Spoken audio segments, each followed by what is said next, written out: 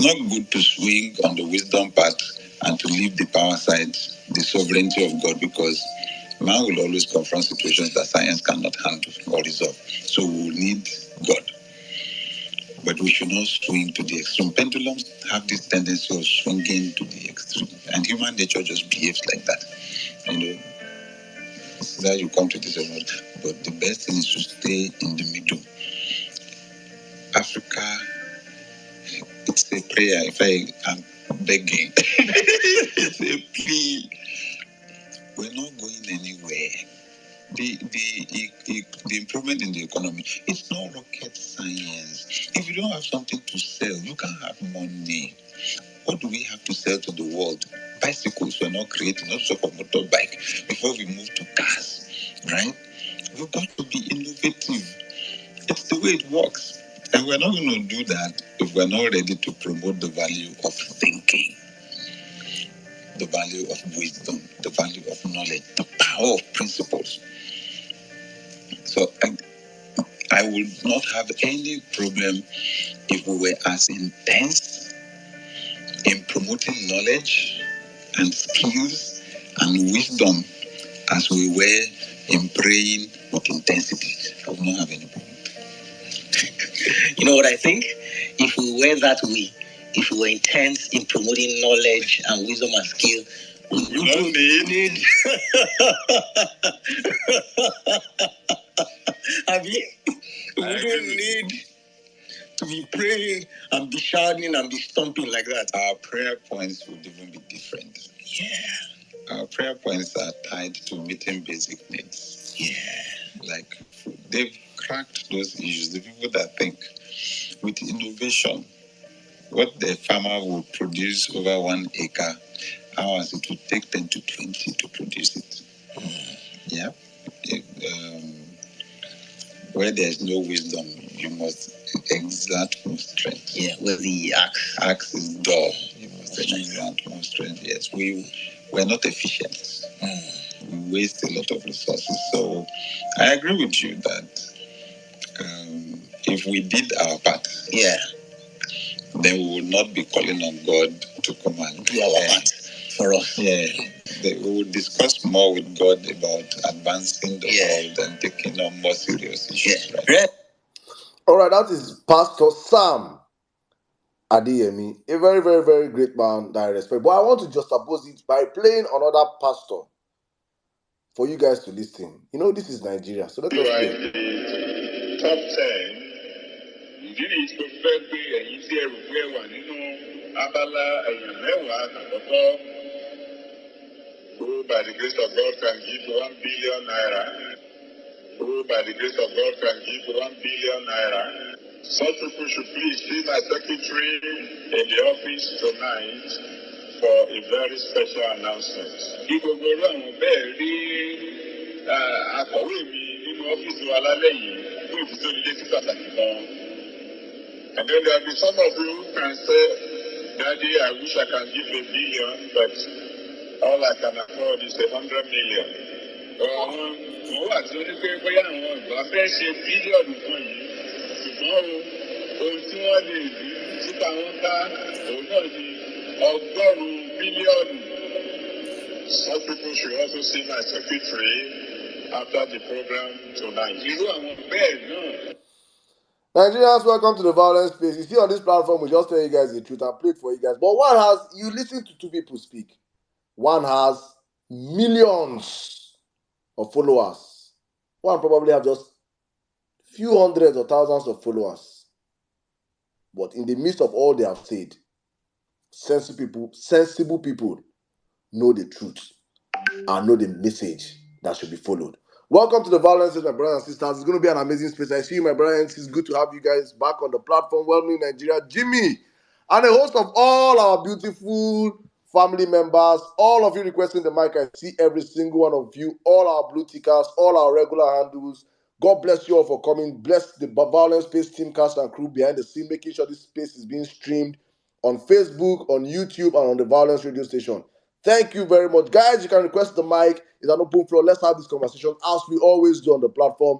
And I'm going to pass the mic right now to my brother, Well-meaning Nigeria, then I'll come to you and Sizu. I don't know if Sizu is free to speak right now. If not, I think I will take. Sizu, can you want to go next, or I bring in well-meaning? No, no, no, no, no. Enjoy the show. Enjoy the show. I'm here. I'm here. All right, when you're ready now, you let me know. Well-meaning, if you are ready, you have the space in 1, 2, 3, go. He should let the world know his name, his nationality, his place of birth, his parentage, the primary and secondary school he attended with dates, as well as the actual universities he attended and certificates obtained. It should indicate clearly where and when he did his national youth service. In addition, if at any time he has had a change of name, it should state so clearly and circumstance that is itself is no crime. This is a simple task that will take only few minutes. It requires no affidavit, prolonged court process, spokesperson, agents or surrogates. The task is one that only Chief Bola Tinubu himself, through a direct personal statement, can perform. All right. Good evening. Uh, Welcome to the Vawulence space. Good evening, Emir Saddam. Good evening, NCs. Jimmy. I can see everybody on the Momi Bolanle. Everybody. I can see everybody. I'm trying to go call those that are not the regular people. So I can see you. If I didn't call you, me, you're a regular person. So, or someone that I know often. And good evening to everybody. I can see some Osita or for Chid. Okay, this Chidoje is not that guy. Good evening. It's Ali, Victor KB, Z-Man, and everybody on the space, really. I don't think I can call everybody. I mean, because we want to try to take a lot of speakers here. All right, so I'll start from the first topic, which is the video I just played. Uh, I think Peter Obi was very civil, and he needed to be. So me, I want to join Peter Obi to call on Chief Bola Ahmed Tinubu uh, to ensure that. I mean, it's a simple task, right? It's very simple. Just and I like what Peter Obi said, because like he said, after he said he should tell us if he has ever changed his name. I mean, it's not a crime. So nobody's saying it's not a crime. Just tell us. And I think some of us will understand. Like if you come tomorrow and say, oh, okay, this is what really happened, this is how I arrived somewhere, and somehow who I was living with gave me Bola. I never knew the person that had the name before, but they told me I can go to school, or I have a certificate already waiting for me, and all I had to do was sell drugs for them and all that. So I didn't really know at the time. I was young, I was naive.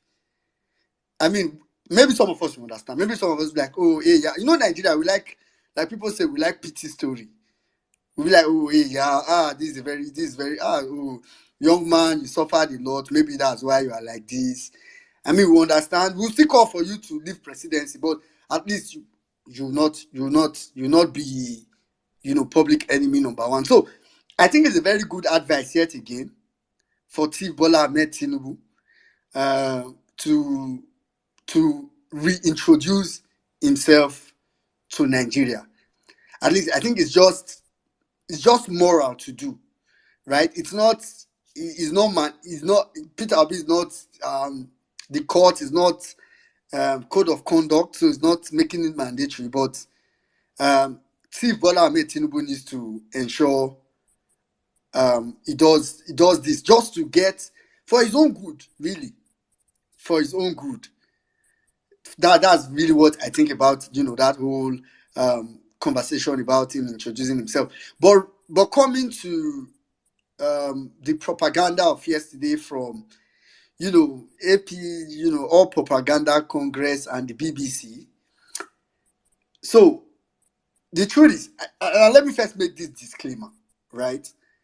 I put it in a tweet yesterday. I said, I really do hope, right, that some of us, and this is really from my heart to you, if you are, a well-meaning Nigerian in Nigeria, I really do hope that, whether in Nigeria or even, abroad or wherever, as long as you have a Nigerian tied to you, indirectly or directly, I really do hope that you don't, that you are not investing so much expectation on the Supreme Court. Because the truth is, I, for one, for example, I think I just picked out the funny parts of the BBC publication yesterday. So it didn't really, how I say it now, it didn't really anger me. It was just like Saddam was saying, it was just revelational. It was just like, oh, and these people just revealed themselves. So I didn't really feel like, oh, something dear to me got taken away.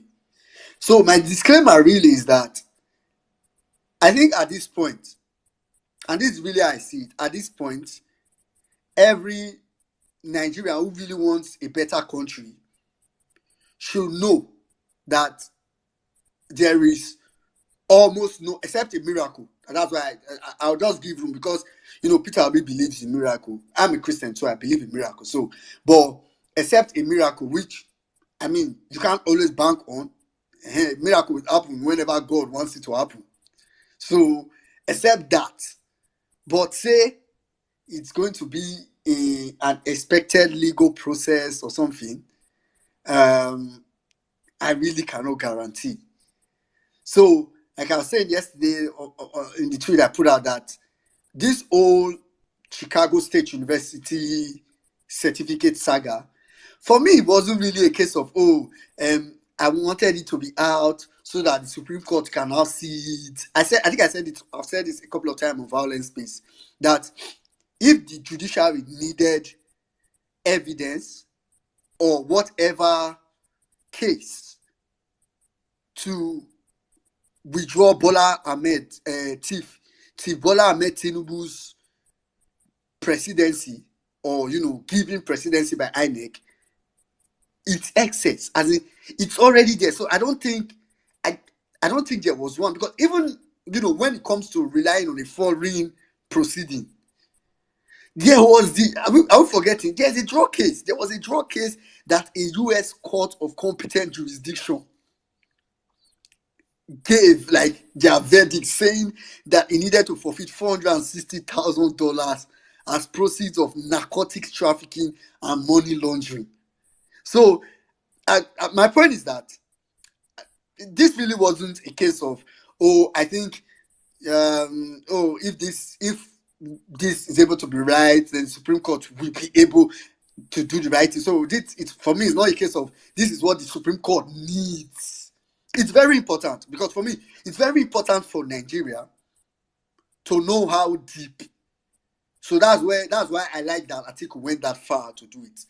It's very important for Nigerians to know how deep of a corrupt personality is currently seated in National Rock, so that we know how much. Saddam was saying it not too long ago, and I think AA said it the last time it was on Vawulence Space here, where he said that Bola Tinubu is a national security risk, right?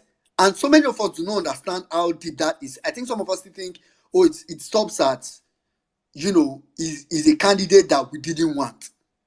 It's not only a candidate that we didn't want. It is a personality that Nigeria cannot have. As it is a personality that Nigeria cannot afford to have. So whether or not we even wanted him, it has gone way beyond that. So this Tibola is for me a very big problem for Nigeria. So that's why I needed Atiku at the time, or anybody that wanted to do it, to go that far in establishing this fact, because some of these things, are shredded in secrecy, and some people just, leave it at the point of it is what's it called? It is a conspiracy theory. So I needed someone to go as far as putting facts to it, and that's the important part. So with relation, that's why when the headline yesterday was whatever, no evidence, I just laughed. I was like, these guys are very stupid. Like, no evidence. It's fine. I don't really think evidence is what I'm looking for. Evidence will mean, oh, I'm looking for something that Supreme Court will, need to do the right thing. All the Supreme Court needs, all they need to do the right thing is already before them. So it's not, that's why it didn't get to me. But it is, on the other hand, quite disturbing. Right? So, see, this is what I think is happening. This is what I really think is happening. The initial plan of the APC, the initial plan of the APC was to sell this propaganda of, say, oh, Bola Tinubu's certificate was, even though, so this is the contradiction with, the BBC. APC's propaganda team and propaganda sellers had already agreed, had already accepted the fact that CSU registrar stated clearly that Bola Tinubu's certificate, the current Bola Tinubu and, the current Bola Tinubu, the male one, that the certificate he tendered to INEC did not emanate from them, and they cannot validate the certificate and all that. So APC's ERATs, EBADs, propaganda machines had accepted that fact, and they felt, even Festus Keyamo felt, okay, the only best way to channel this narrative is to create a notion, is to create a propaganda that it is possible for you to have a certificate from a third party, like from a third party vendor. So, and they had created that whole notion, and it was propagating, but they discovered that it was not going to sell very far. I mean, it didn't cost, even before we had coiling on the space the other day, it had already been busted. So we didn't need to go as far as having, it was obvious. You read the document, you can see there's no mention of the word vendor. There's no, so they already saw that, okay, this is not going to sell, right? What better way than to get, a foreign, quote unquote, propaganda, a foreign propaganda arm to, do some foreign pushing. And that's really what this is about. So it is crazy. But I think another thing that was funny to me in that whole thing was why they thought of using a Wazobia set of writers. So I laugh because it is the first thing I used in confirming it was an APC propaganda. That's the first thing I used. If you notice, when APC wants to do a dirty job, they use Wazobia. Go on. If you are very observant, it is very simple to know APC's modus operandi. When APC wants to do a dirty job, they use Wazobia. As a matter of fact, it manifested yesterday. When they needed to do a dirty job yesterday, they went, okay, you people, like I said, a lot of you didn't understand the headline yesterday. It's just a matter of your intonation while you read that headline. I think a lot of you mistook what came out, as which was what APC wanted you guys to mistake it for. Like I was saying, they use Wazobia whenever they want to do dirty job and propaganda. So, and a lot of people, fall for it, and that takes away what it would have looked like from different angles, and just make you focus on the propaganda in itself, right? Because they know that if, for example, yesterday they had made it one-sided, right? If they had made that news one-sided, maybe Fulani alone, or a Southeasterner alone, or it would have had different other interpretation. But no, they wanted to take away any. So it is only when APC wants to do propaganda and anything bad, that's where they know how to unify. It's a modus operandi. Yesterday, after Peter Obi's, press conference, we all saw, the group they called APC Igbo group. APC that never regarded the ethnic group, or that doesn't ever regard the ethnic group, only decided to fall back when they needed a seeming, although me, I didn't consider it Igbo group. I told people earlier that it depends on how you read it. I don't know whether some people know this, but Igbo and Igbo is spelled the same way. Some people don't know this, but they are spelled the same way. So what I saw yesterday was APC Igbo group. But apparently some of you saw it as APC Igbo group. I saw APC Igbo group. And it makes sense because what do you expect from a party that is led by a drug lord? I don't know why you don't expect for them to have a group dedicated to Igbo smokers. So, I mean, they were able to rally maybe, their Igbo group and brought them out for a press statement. And you people misunderstood it. Of course, Nigerian press made it look like that. Everybody misunderstood it for, say, APC Igbo group. But I know what it is. All those people there, didn't you look at their faces? Those people don't they look like people that smoke Igbo? As in, it's quite obvious. So, point is that APC does this every now and then when they want to. So when I saw that BBC News yesterday, and I saw, in fact, I think the writers were, before I even read the article, the writers were the first set of things that came to my mind. And immediately I saw it, I was like, okay, I see what you guys did there, as usual. You didn't fail. You decided to bring Fauzia and the other girl from this, the Yoruba, Hausa, Igbo. Let them be well represented so that this propaganda we cook very well and all that. So that was what, happened yesterday. But I mean, I think just before I came, I saw like one of our obedient I just saw the tweet on the TL where he had done some basic investigation. And I don't know why that tweet didn't get a lot of traction. Because even me, just that I retweeted it, that, okay, of course, like, all of them, their profiles are locked online. That's the first. Then you go as far as on Instagram, you see that for some funny reason, Fauzia is following Bola Tinubu and Shea Tinubu and doesn't follow any other person in the political climb. And I mean, for people that need evidence, because I saw a couple of people doing reporting, maybe that's my service something. Then you also go to the other guy, I think his name was the Chidoze guy. You also go to his timeline on I think Facebook. Then you see a couple of posts that he had made. Even before the court, I think, no, after the appeal court, right?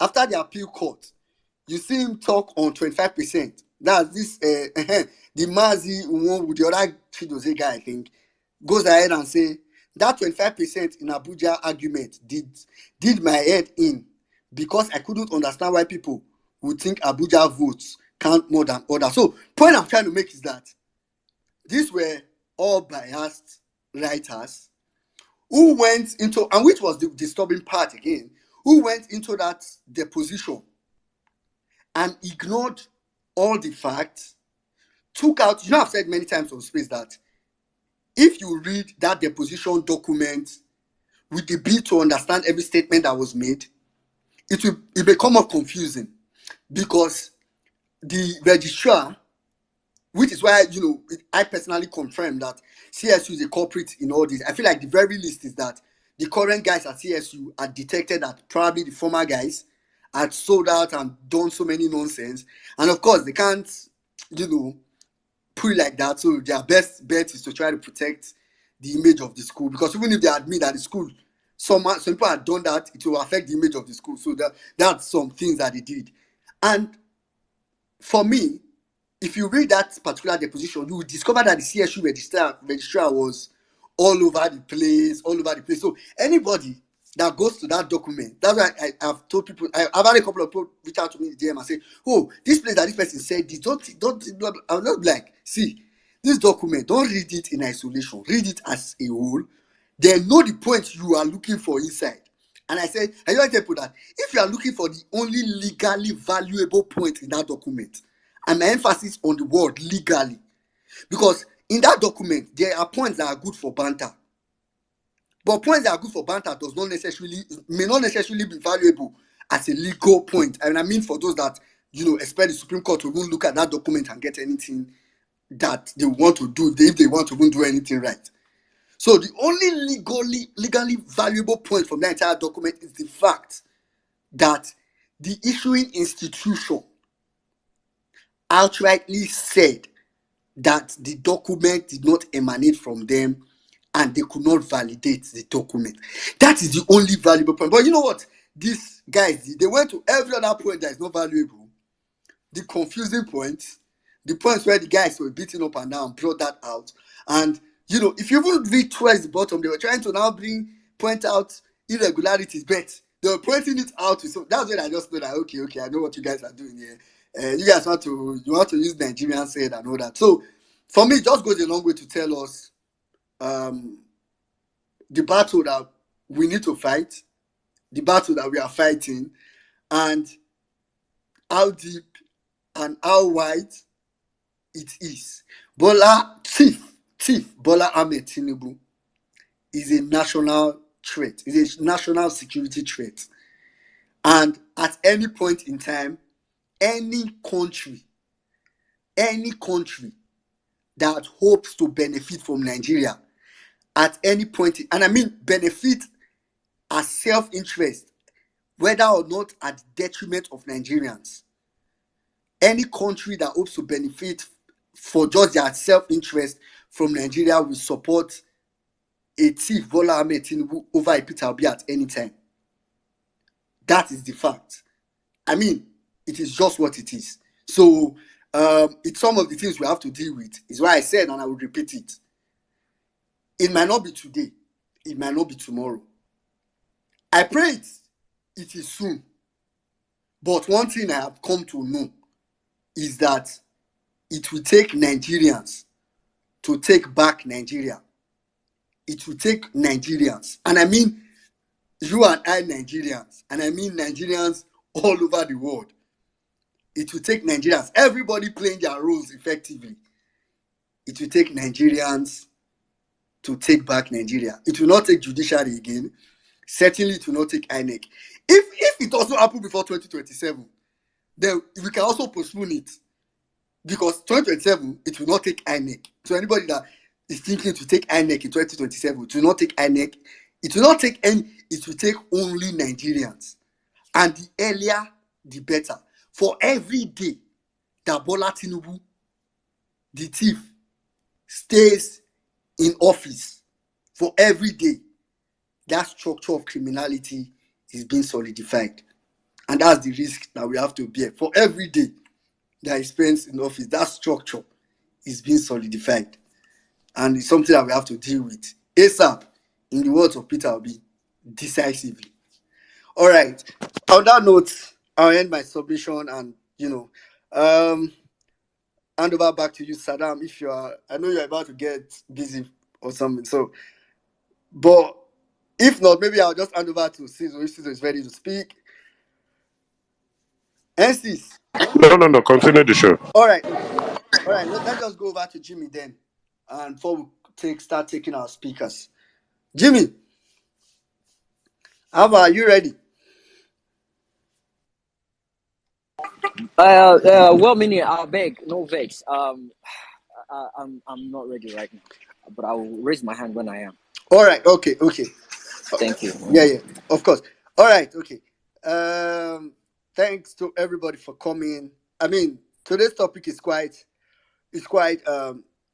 straightforward, but quite also touching.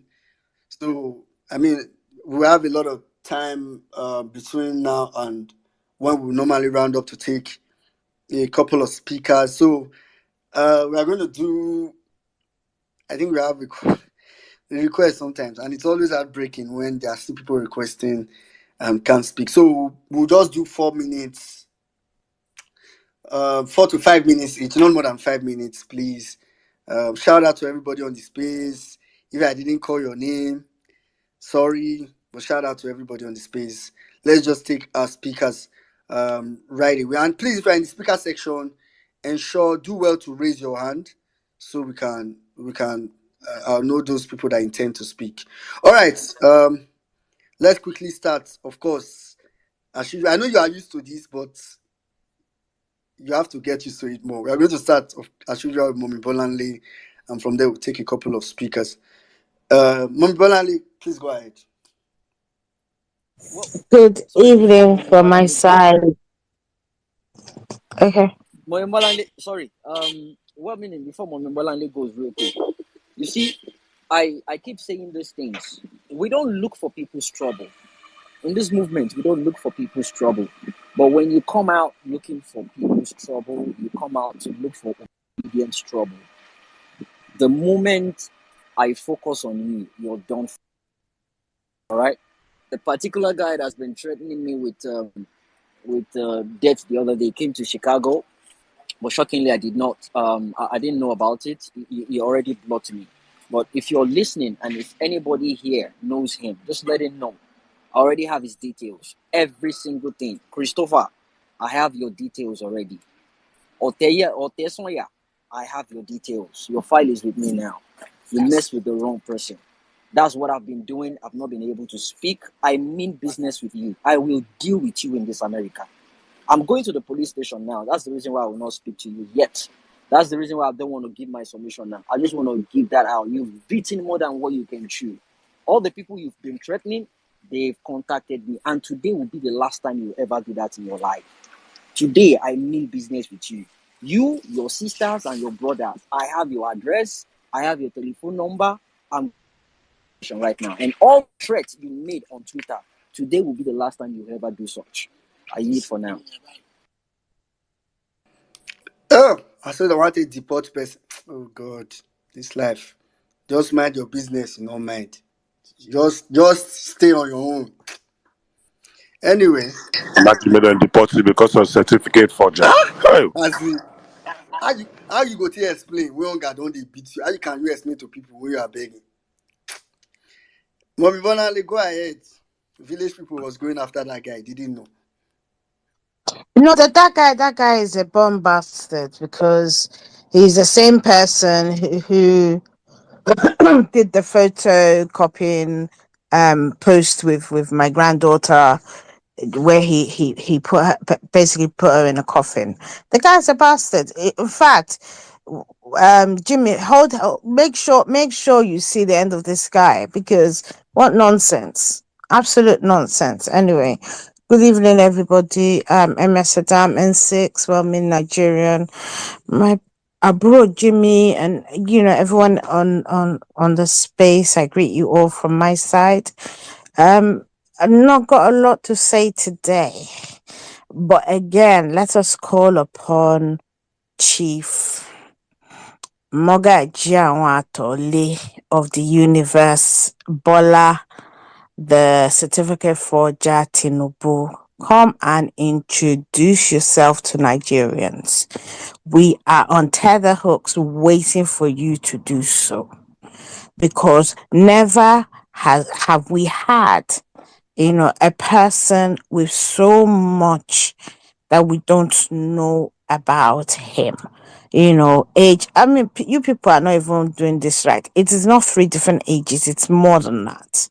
Because throughout time, right, from time to time, I mean, in 2012, he said he was 69. And I am, at that point saying it's true because is he trying to tell me that my mom's older than him? My mom has always told me that he definitely isn't. It's closer to my stepdad's age, and my stepdad was born in 1933. So this man is closer to 90, eh?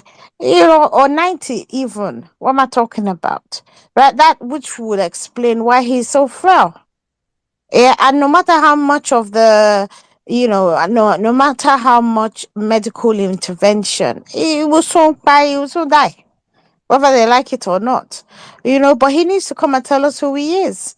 And yes, I agree with well-meaning Nigerian. He is a security risk, right? And because at the end of the day, when people have so much hidden baggage, which we know it's not just about just changing your name, it's like, you know, baggages of criminality, right? All sorts of sizes of it, right? It means that a foreign government has a hold over you because clearly, you see how he said the irreparable damage when just about this forged certificate. So, how much leverage would they have, on him if it comes to divulging acts of criminality or acts of treason, right? Because a man that was feeding, if we are to go by WikiLeaks, the man that was feeding a foreign government information about presidents, about governors, about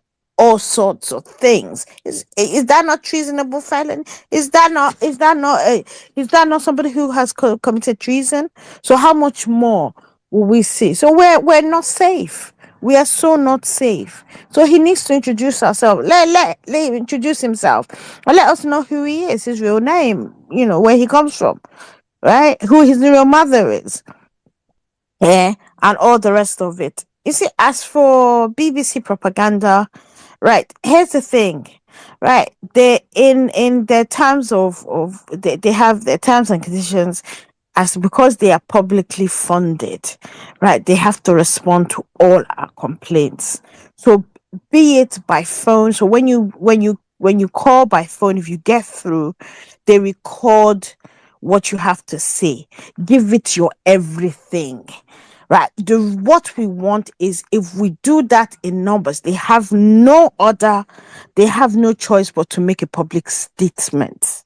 Right. And that article, we know, is indefensible because it's blatant lies, conjecture, all the rest of it, whatever Oyinbo we want to target. Bottom line is, there is a legal document that says the certificate did not emanate from CSU, which means in them saying what they said, they lied, a blatant lie, and they're pushing fake news, right? So when you get through, call in the morning is best. When you eventually get through, in fact, Vex talk, because it's recording it and then when you're done, the person was like, oh, we will forward it to management to listen. And I know from previous times when I've had to complain about something they've put out there, the more you complain, right, the more likely it is that they will have to retract what they wrote, right? And if you have like more and more evidence as it comes to light, like that, the Yoruba girl having worked with TVC, which Tinubu owns, right, and the connections with because when I complained, I was like, this isn't the first time that they've done this in relation to Tinubu. That at the same time they did an interview, pushed it forward as being a live interview when it was definitely pre-recorded, and the person that did it, I mentioned the person's name, that this person has a cousin that works for Tinubu, that, so there's a conflict of interest. Please, please, please, we have our numbers. If you cannot do the calling, do it online, just complain. We have to do as much. Let's not let this opportunity pass, right? Continue complaining until they respond to us. They won't have a choice. That's all I wanted to say tonight. Thank you. I yield the mic. All right. Thank you very much, Mommy Bolanle. Thank you very much. Okay, I'm gonna go to Uncle Guyemi next before call me Lexi. But if you know you're in the speaker section and you intend to speak, ensure your hand is up. You probably need to, if you know you've requested the mic, you probably need to check your screen to be sure you've been accepted. Usually, when you get accepted to the speaker section, the output of your sound changes, and I usually believe people should know with that. But if you still don't know, if you requested for the mic, maybe check your phone every now and then to be sure, because if your hand is not up, I may have to drop you to bring in some other, because there are so many requests and it's usually unfair to have people with their hands who are not willing to speak, and why there are so many other people who wants to speak but they are not in the speaker section. So check if you're in the speaker section. If you don't know how to raise your hand, it's quite simple. There's a love icon below your screen. Click the love icon. There's some hands up icon, not the waving of hands. On the extreme right, there's some hands up icon or hands up emoji. Hand up emoji, you can click that and your hands will go up. All right, quickly, I'll just take on Guyemi, after which I'll come to Call Me Lexi. Hello, good evening, everyone. How are you? Women, my dear sister, Sister B. There's something I want to say, Saddam and Susie. You know, that's I've not been talking all this while. I was just looking at what kind of human beings have we breed, or are we breeding in Nigeria, that they wake up supporting this. When we're young, I took meat from my mother's pots, and then just about to put it in my mouth, I was caught. If you see the way I was there with, and I asked myself, what these morals? One time I was sent to go and buy kerosene. I bought half of the kerosene. I spent remaining money. My father followed me to the place, and then they beat Bala Blue out of my life. What about those fathers that had those morals, that make those of us to stick to that rules of those morals? They said somebody, and there's one over this that say, "I'm paying on lele rojo." They said somebody forged certificate. All of you are coming to defend the Yoruba elite. And I wonder, there's a level at which money should influence your attitude. Majority of these people that are speaking now, they don't know what they are doing. They are destroying their generation in the next 100 years, if the art is still existing. Because I know a time will come that somebody, maybe grandchildren, will know that one time Nigeria have a president who's a doggy, who forged certificates, who has a corrupt show around him, who was a state chief captor of the state, and before you know it, the history will not be judging your father. Your grandfather was part of people that did it, and the children will say, "No, are you sure?" He said, "Your father was there." They only enjoy movement. They are men that enjoy movement. They are not men that plan for history. And the movement determine what the history tells you. So their attitudes already preparing dangerous history for their farm lineage. And that's why it bothers me, like people like Keyambo. That those guys that came out. People like Reno, I thought guy was, there was a time I thought the guy was a pastor, genuine. And I wrote him an email that, I want to have a ministerial relationship with you. I didn't know that guy's I don't want to use an animal. That guy, those are not. And oh my goodness. In 1990, I was baptized in the Redeemed in 1991. I became one of their ministers. I can never forget. In 1994, God told me, leave the church. All these governments of this Alanga going around, they are not even part of those things there, no. The Redeemed Church has allowed a lot of things going on in that church. The new FCC chairman that was appointed from the church, Oshibajo from there, Tinubu wife from there. There are several. We continue to mention them. Dapo Abiodun from there, his wife from there. Then one of the commissioners from there. If you mention a lot of people there from there, you know that when you're talking of corruption, you mention that church. They are in Nigeria. They have alliance. That's why I'm sorry. I respect men of God, though, but I don't care whatever anointing yourself you carry on your head. and if you preach integrity and that integrity does not reflect on people that follow you around, I doubt that your integrity you claim all over places. If we still have in a society today, some people visited me. One of our the people from the church, yeah, we started talking. They're white people. They started talking. You know, when time they mention Nigeria, they will say no, no, no, no, no, no, no. Oh my God, my goodness! If you know the damages this thing is doing to the country, the people in the country will rise up and tell the government, please, something must be done. Because you can't have a and then the old people, they started twisting the propaganda things, saying, no, he never said it was not there. There's something that the whole world sees. If you go to Chicago, if you go there, if you have money, you can pay for the deposition. They will give you a copy. It's just a shame. I've said this several times in this forum that I have served as a member of the board of governors, what people call trustee in America or Greek council. You cannot. I don't know, maybe the UK law is different.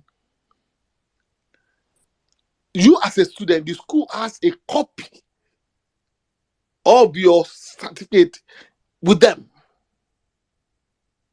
There are two things they must keep. They have to keep the annual book, graduation book of everybody. It's compulsory to have it. Then they must have a copy of your certificate and transcript. And how can the university came out that sorry you don't have the copy of this, and then you are showing us some students' own to compare what you produce and different from what the guy has, and you have what they call vendor. It's not done anywhere in the world that you can go to a vendor and ask him print a certificate for me. I can tell you, let them come and explain that certificate. I can tell you that thing is a fault certificate because I have served in the board and I know the process at which some things happened. You cannot. That thing, no. You can't go to which vendor. Do you even know the vendors? The school cannot give you the vendor who produced that certificate for you now. Anybody can go to those vendors. They are business people. It's the academic council that handle that thing. You can't go there. That's why they ask you to go and apply. When they apply, even the registrar of the school does not have power.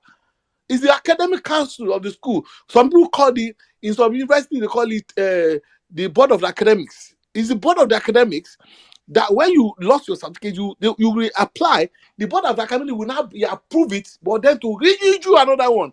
I've not seen it that somebody told me that, come on. Somebody told that you need to conduct the vendor. We just kept quiet. I was just looking like, what can this woman, the vile, dirty act that going around and be talking? Some of them don't know the way academic works. Even Nigeria University, if you love your certificate, if you want to get another one, you apply to the school to give you another one. The school will your letter will be given to. That's why when they want to give to people, they will tell you, all of you that lost your certificate, when you apply, they might not. They might have to deliver to you. All of you maybe they will tell you maybe so time in December. They can't just because they will collect it.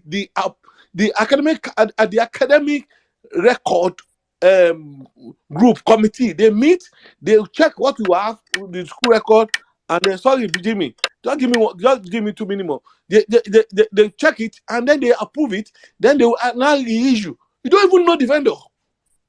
And someone is talking like, hey, who is the vendor? That the school has a vendor. Which vendor? Come on now. We have colleagues who are in academics in America now, who are professors. We have questions. If I ask questions, the CEU that school is being pressured now. If the school is not going, that school will end. By next year, they're not going to be Chicago State University. The way things are going with the school.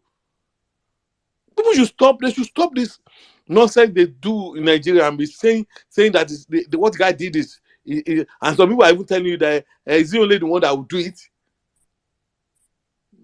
Please, where's your moral, man? Come on. Sorry, Jimmy. People have lost moral value in life. We have lost. In fact, if all of those churches that are now associated with, if you truly genuine, you are serving God, the first thing you do is you disassociate yourself from me. Sorry, please. No matter the benefit, people considered gains. what they will gain into their pocket than collect it, because there's nothing that you want to gain that you think you're going to get. It's going to affect the whole the community. You are not only you, it's an institution, it's not an individual. Nigeria is an institution. One individual cannot destroy that institution. If you destroy the institution, you have destroyed the whole nation. And that's what we are playing. The institution is destroying every day because of one man. I've not seen that in my life. What Ebola to do money cannot do does not exist. That's my own opinion. Bye-bye. I'm here. Thank you, Jimmy. All right, thank you very much, Uncle Guyemi. The evil that Tinubu cannot do does not exist. All right, thank you very much. All right, quickly, let's go to Call Me Lexi, after which we'll come to Uncle Tony.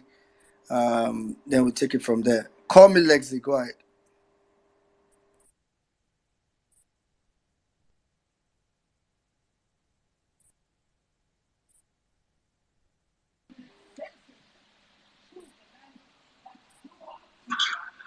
His bad relation to, and again, that takes me to today. You know, I already put up my speech. I suddenly realized that I watched my own brother that I respect so much.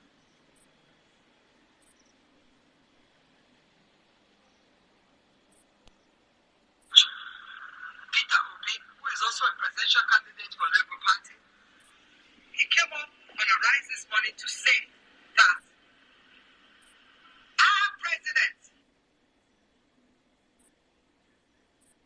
a man that is the number one man of this country, should come out and explain his state. So by now, a man who served 8 years as a governor, you don't know his state, should tell us his background educationally. Is that right? Sure, that one will want to reply. I'm trying to say here is an insult to Nigeria as a nation for you to call out our president, who was massive.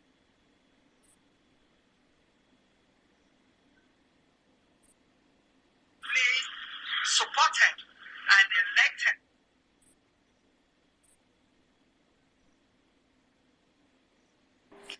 Call Me Lexi, your line is breaking at some point. And confirmed and validated as the president of the Federal Republic of Nigeria to come and stand before. Okay. Good evening, my fellow violencers. Good evening, the Lexi, host. are you part of the Igbo group? Calm down. Still coming to you. What meaning? Good evening, my fellow violencers. Good evening, my host, my co-host. I'm not greeting well meaning because by now you should have removed that Nigeria. You should tell us where you belong. You should tell us now where you belong because we all see how they have removed you in this country. Please, you have to tell us where you belong. And I don't know why Saddam is still allowing you to co-host because we are Nigerians.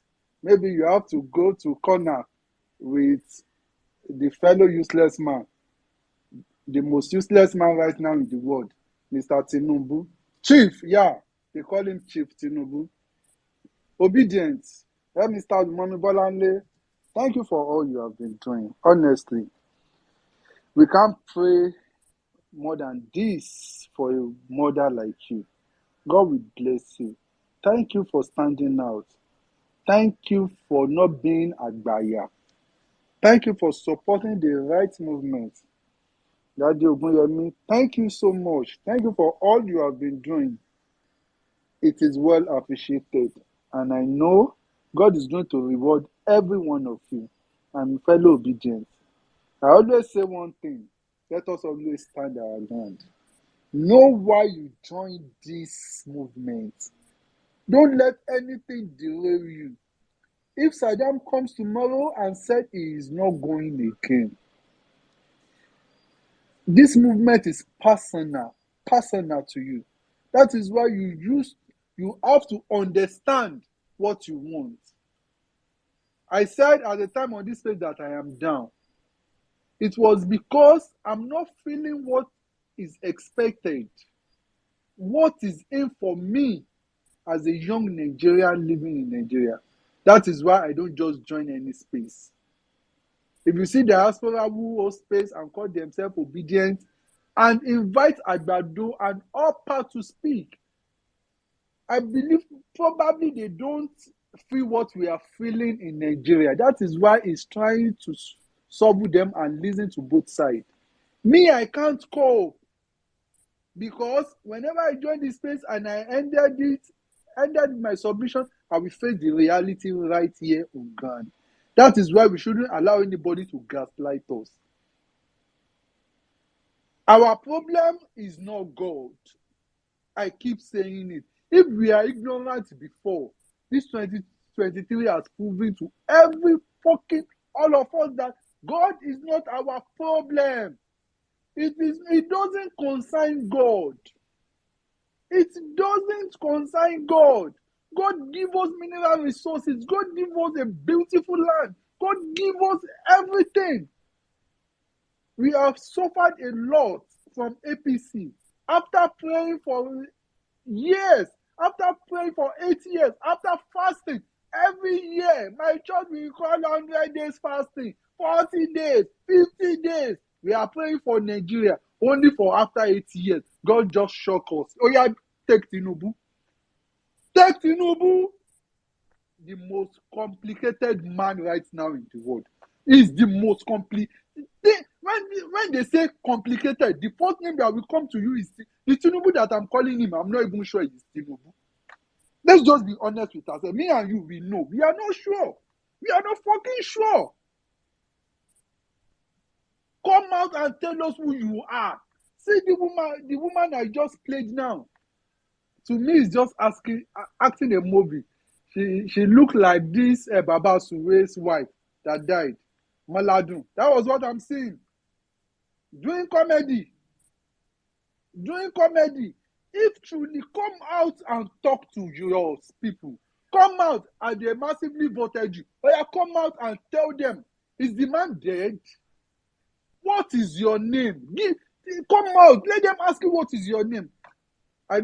Is there any journalist that can ask Tinubu today that what is his name? They don't have the balls. I'm not sure. Maybe there is one that I don't know. I'm not sure. I'm not even sure that if I can ask him one-on-one like this. The man has put in fear in everybody. He just wants to keep doing his own. He now came and tweeted, we should move on. We should move Nigeria to the next level. Iwa Titani. Nigeria to where? Who does that? Tell me a country tell me a country that block its citizens. It is Nigeria. They keep blocking citizens. INEC, talk of anybody just because you make your opinion. And you are just collecting a tip of a dose of what to serve. You are just collecting a tip of what to serve. All the time Jonathan was there. Now you can't stand it. Obedient, let's stand our ground. I'm not even surprised with the BBC propaganda. We all know. We might not see it coming so early, but we know. We know who they supported. They just want to cash out. I always say 2020, the world is watching is the biggest scam. No world is watching. If they watch, they just want to take picture and post, just to use us to gain attention, just to tell the world what we are facing. If anything will happen in Nigeria today, it is Nigeria that will save Nigeria. I repeat again, know why you are on this path. Know why you are doing it. Know the main reason. Know it personally for yourself, so that when somebody come at you, you know what you want to fight for. So that you will know what you want to fight for. If you want to use it to gain impression, go for it. Don't let anybody use you to cash out. Stand your ground. Make it. Speak out. Man, we die once. To be sincere, what concerns Saddam doing all this? He's okay wherever he is. What concerns Mami Bolande? What concerns Daddy Ogunyemi? They are all living fine. But it is me and you that will feel it. That is why I don't join space. My age cannot carry it. Listening to Agbado gaslighting what is the reality. the reality of what we are feeling. They will now, it is reality. Come and feel it. Go to the street of Nigeria and see how people are dying, fucking suffering. How much is petrol today? How much is dollar today? This is reality. I'm not capping. If they tell you that APC is working, ask yourself personally, is it beneficiary to you? Is it beneficiary to you? Peter Obi says, show me where Yoruba buy bread cheap. Then I will go there and buy it. We are fucking suffering. Me, I will not lie. We are suffering. God is not our problem. Leave God out of it. I'm even tired. I'm not fasting again. I've made up my mind. If they call fasting, I will just be eating. I will be eating. And if there is no food, I will show that I'm not fasting. There is only enemy or share. Not that I will not allow that I'm fasting. It is enough. Obedience, stand your ground. Stand your fucking ground. Whenever you have the opportunity, shoot it at once and make sure it hits target. And for the Agbade that are here, I have one word for you. And I will say it. I learned the word from Mama. And it says, bad governance is like a straight bullet. It doesn't discriminate. I yield the mic. Thank you. All right, thank you very much, call me Lexi. Thank you. Nigerians, they don't revoke my Nigerianness. Since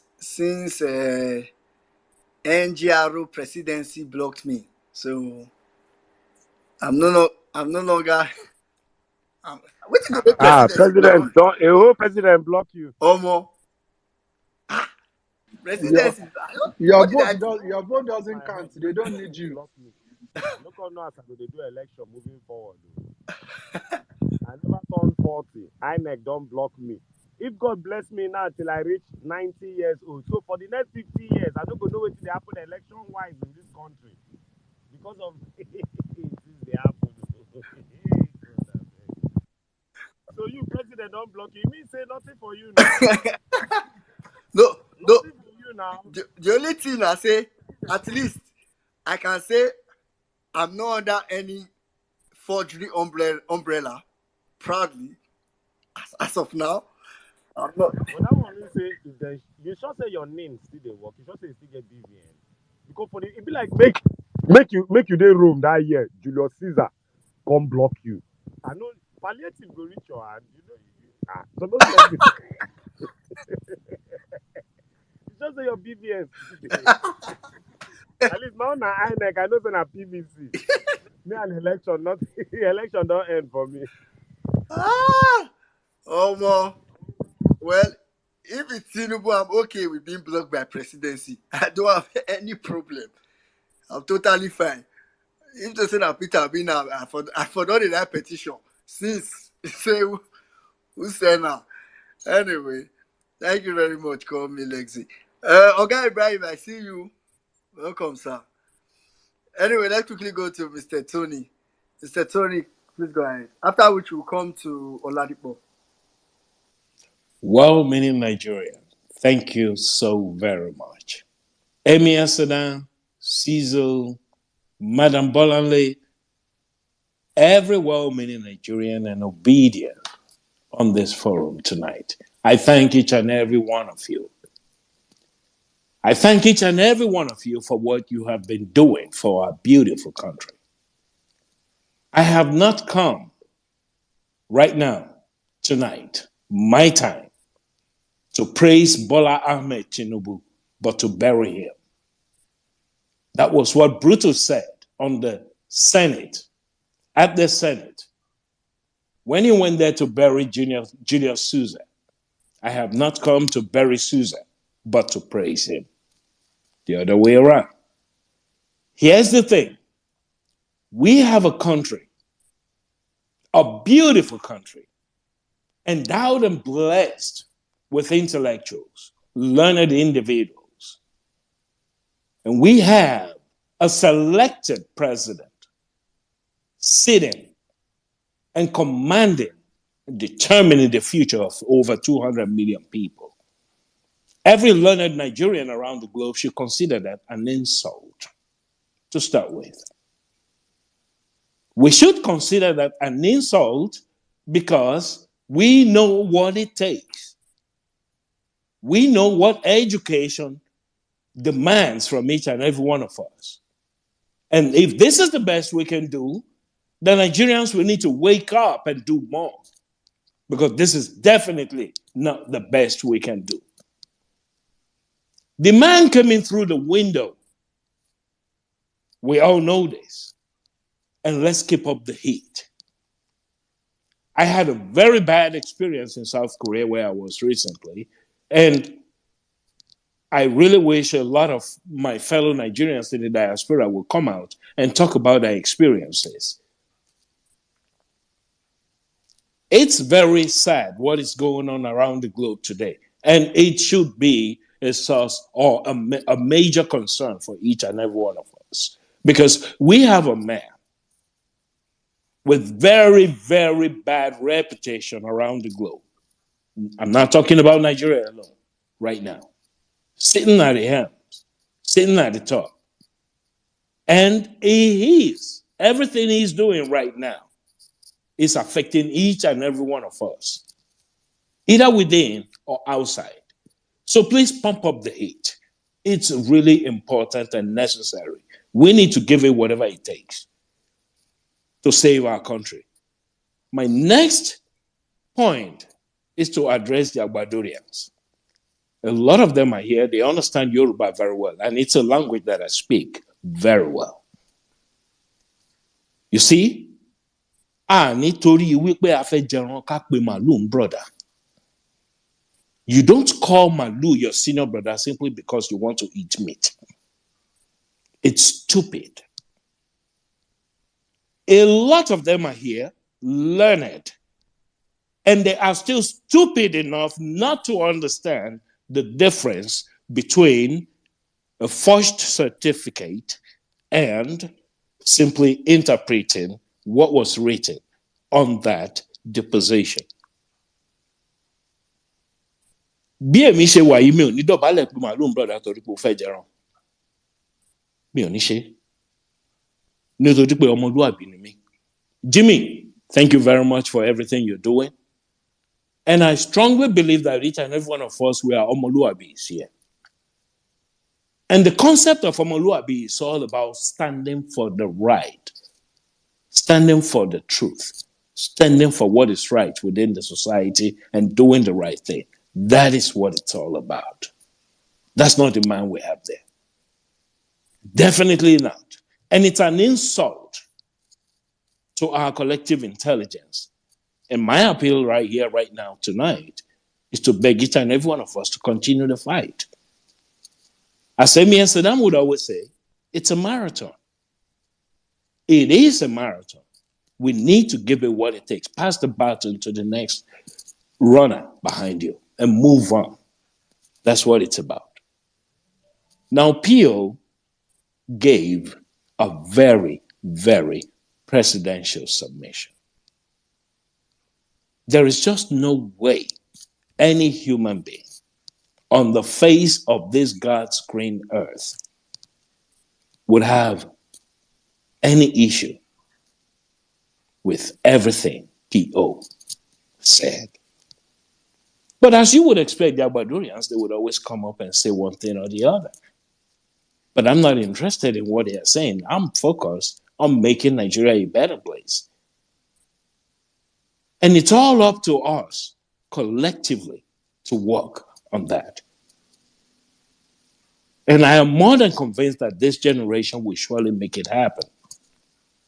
Because as Frantz Fanon said, every generation out of relative obscurity will identify its own responsibility. They may either take it or leave it. We have chosen to take this one. Take this fight to where it will lead us. And surely we will see a better day tomorrow. And on that note, I yield my mic, but before I yield, I thank each and every one of you and continue the fight. Thank you so much. Well, meaning, thank you. Hey, Uncle Tony, Adi, hey. I don't know if you people went. Wait, Mr. Tony said, you cannot call Malu your elder brother because you just want to eat meat.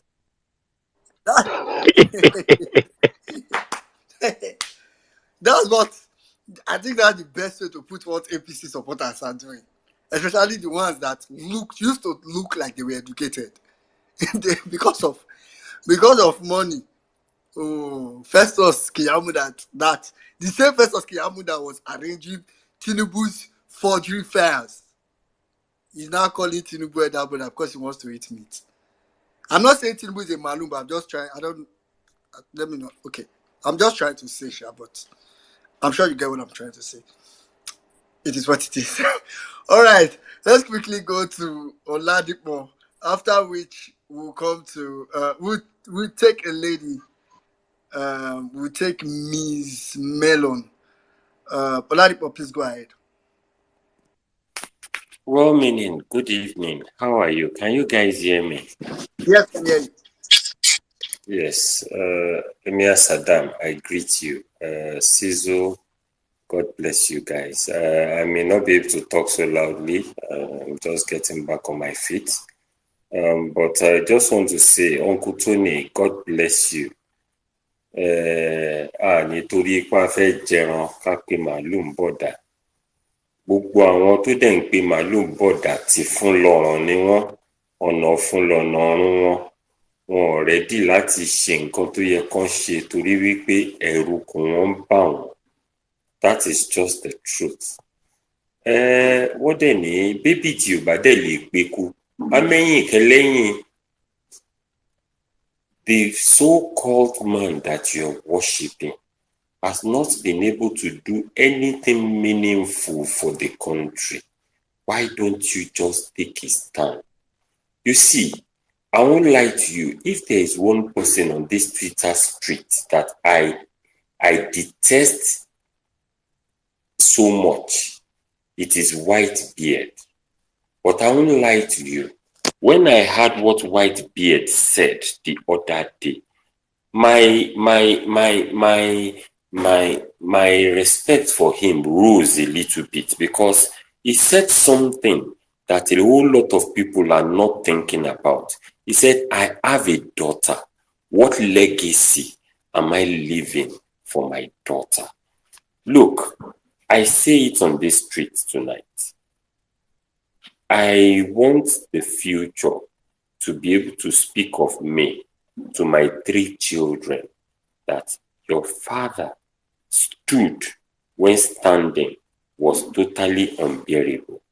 Your father spoke when speaking actually meant he might be locked up. Your father acted when acting actually meant he might lose his life. Let me tell you something. It is imperative for us to do what is right, irrespective of whatever may be happening. Because we only have one life, one single life. What stories will be written about us?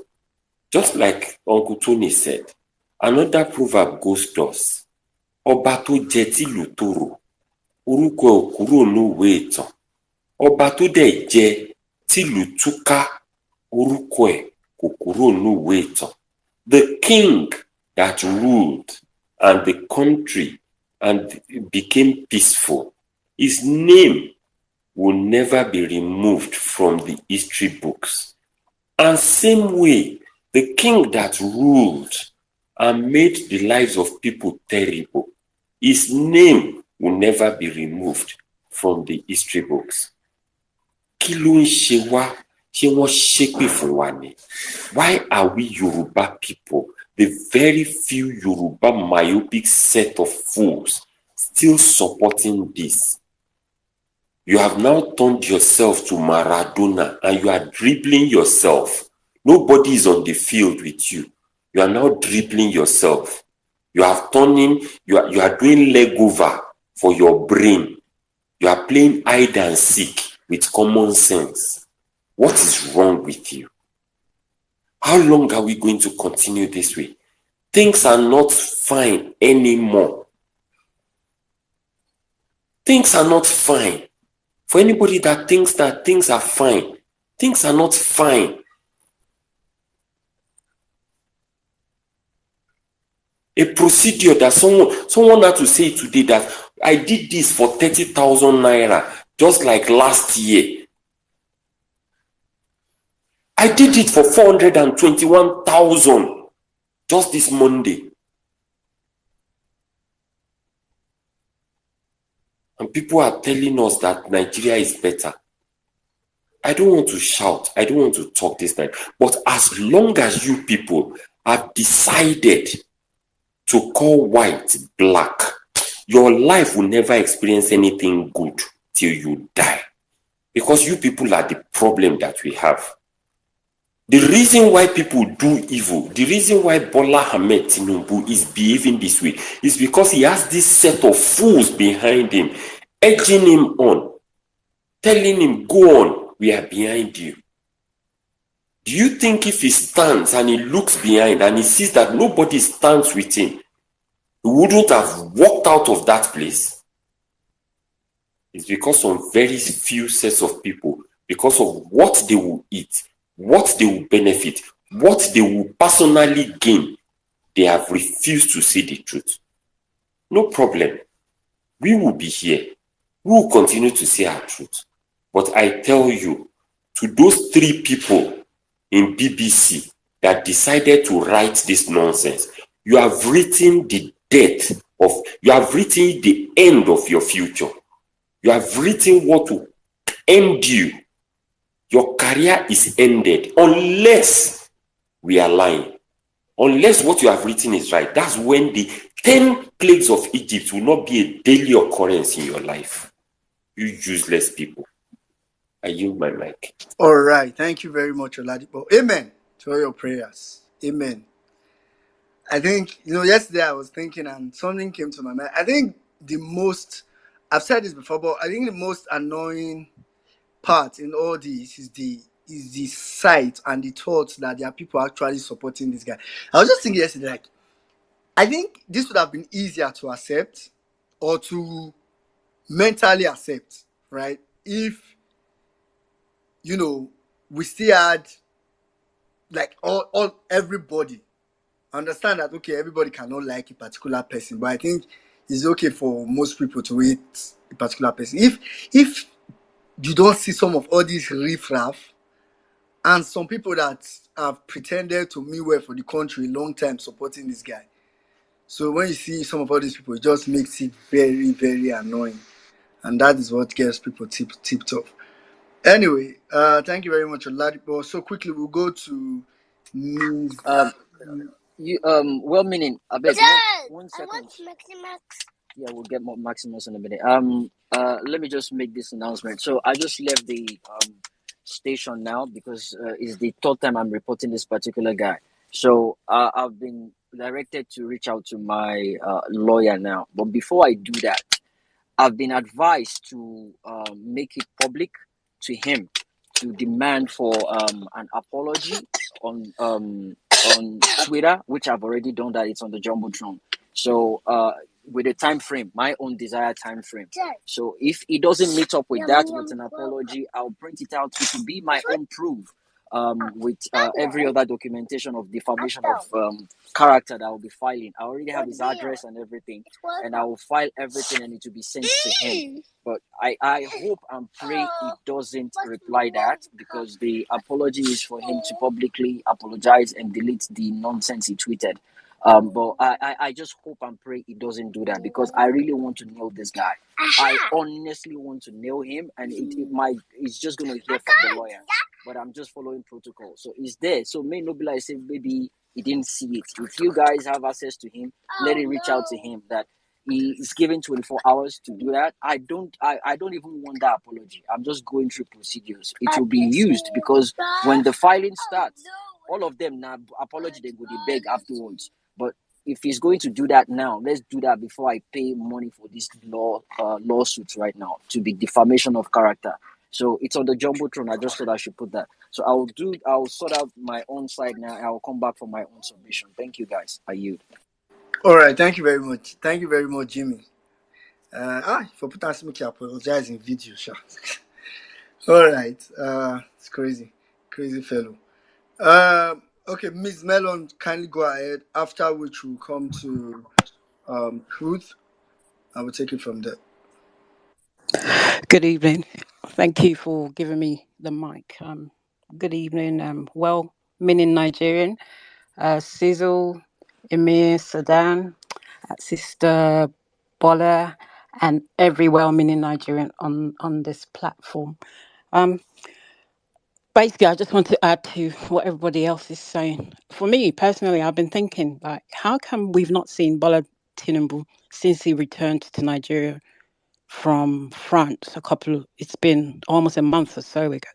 We've not seen him, we've not heard anything from him. All we hear in the news is he's appointed this person, he's done this thing, he's done that, but no one's physically seen him. And I believe that he's not actually ruling Nigeria. I believe that it's his wife who is in charge. Because how come all of a sudden all the redeemed pastors are now being appointed into posts? I believe that his wife has taken over the ruling indirectly. She's ruling by proxy. And all the people surrounding him that are supporting him are only supporting him because of what they're getting from being with the presidency. They're not there for Nigerians. So they're just there to take what is, their own bread and butter and don't give a damn about any other Nigerians. And that is what is happening. And I think that's what happened with Buhari as well. He's surrounded with all these goons who sucked Nigerian dry. And now we're experiencing the same thing with this man.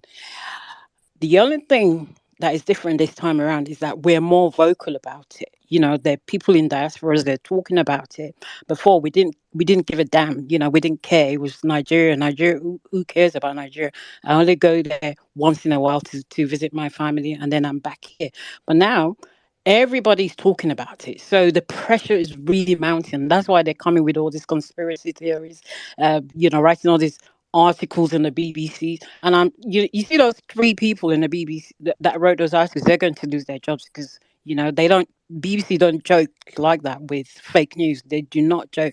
They're going to investigate it. I made my own complaint yesterday, and we have 10 working days with which they would respond to everybody that made a complaint, and they will. They're not like Nigerian tabloids or where they don't take things like that seriously. Those three people, first of all, face disciplinary action, then they will be relieved of their posts because they have brought the BBC into disrepute by posting a very fake article. So they don't even know what is awaiting them. So I'm just happy that we are taking the action that we're taking against, even if it's online, because this is much more powerful than standing on the street because of, standing on the street, that's helpful as well. But, obviously there's a lot of police brutality in Nigeria, but this is a lot more powerful.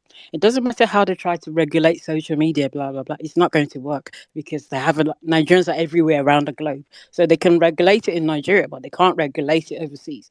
Tinubu would have to attend a lot of meetings outside of Nigeria. How is he going to hide his face? How is he going to present himself to the world, knowing that he forged his certificate? No, the FBI files are going to come out soon. How is he going to face the world? So the best thing for this man and the people around him is to, just gently, quietly go away and let Nigeria be great again because he can get away with it within Nigeria, but you can't rule from within Nigeria. There's going to be a lot of conferences to attend. Like Buhari used to go to every single meeting. He was always there. But Tinubu would need to do that. And how is he going to face all the other heads of states from all the other countries? How are they going to do it? There's only so much he can ask his advisors to put out there, but at some point he's going to need to address things. So, excuse me, how are you going to do it? So, I'm so glad that we're taking these actions and all these spaces that we're on, every day, putting the pressure on. It doesn't matter what the other side is saying. We are going to focus and ultimately, what will be done will be done. And, with God on our side, we will overcome. And all these it's time for Nigeria to be wrestled out of the hands of all these, enemies of progress. Because Nigeria is a great place when you actually, like someone said on TikTok the other day, he said Nigerians are colonizers because you know why he said that? Because there's no foreigner that doesn't have a Nigerian has a friend. You like go to Korea. The other day we saw a Korean marrying a Nigerian woman. Go to China, there's Nigerians there. Go to Japan, there's Nigerians there. And any foreigner that has been a friend with Nigerian has had jollof rice. Everyone knows about jollof rice, even if they don't know anything. They know about Afrobeats. So Nigeria is all over. And we need to maintain a positive image of Nigeria. We can't let this old man and his cronies destroy what we've built up for years. And thank you for everything that you guys are doing, and we will continue to support what in every way that we can. And at this junction, I yield the mic. And thank you very much. All right. Thank you very much, Ms. Melon. Thank you very much for that submission. All right, quickly, I'll just go straight to Truth. Truth, I think I saw you you did some checking on the guys that did the article. So, anyway, Truth, let's have you, after which we'll come to, okay, Ari, I can see, maybe your Bola network don't cast again. So after Truth, we'll come to Ari.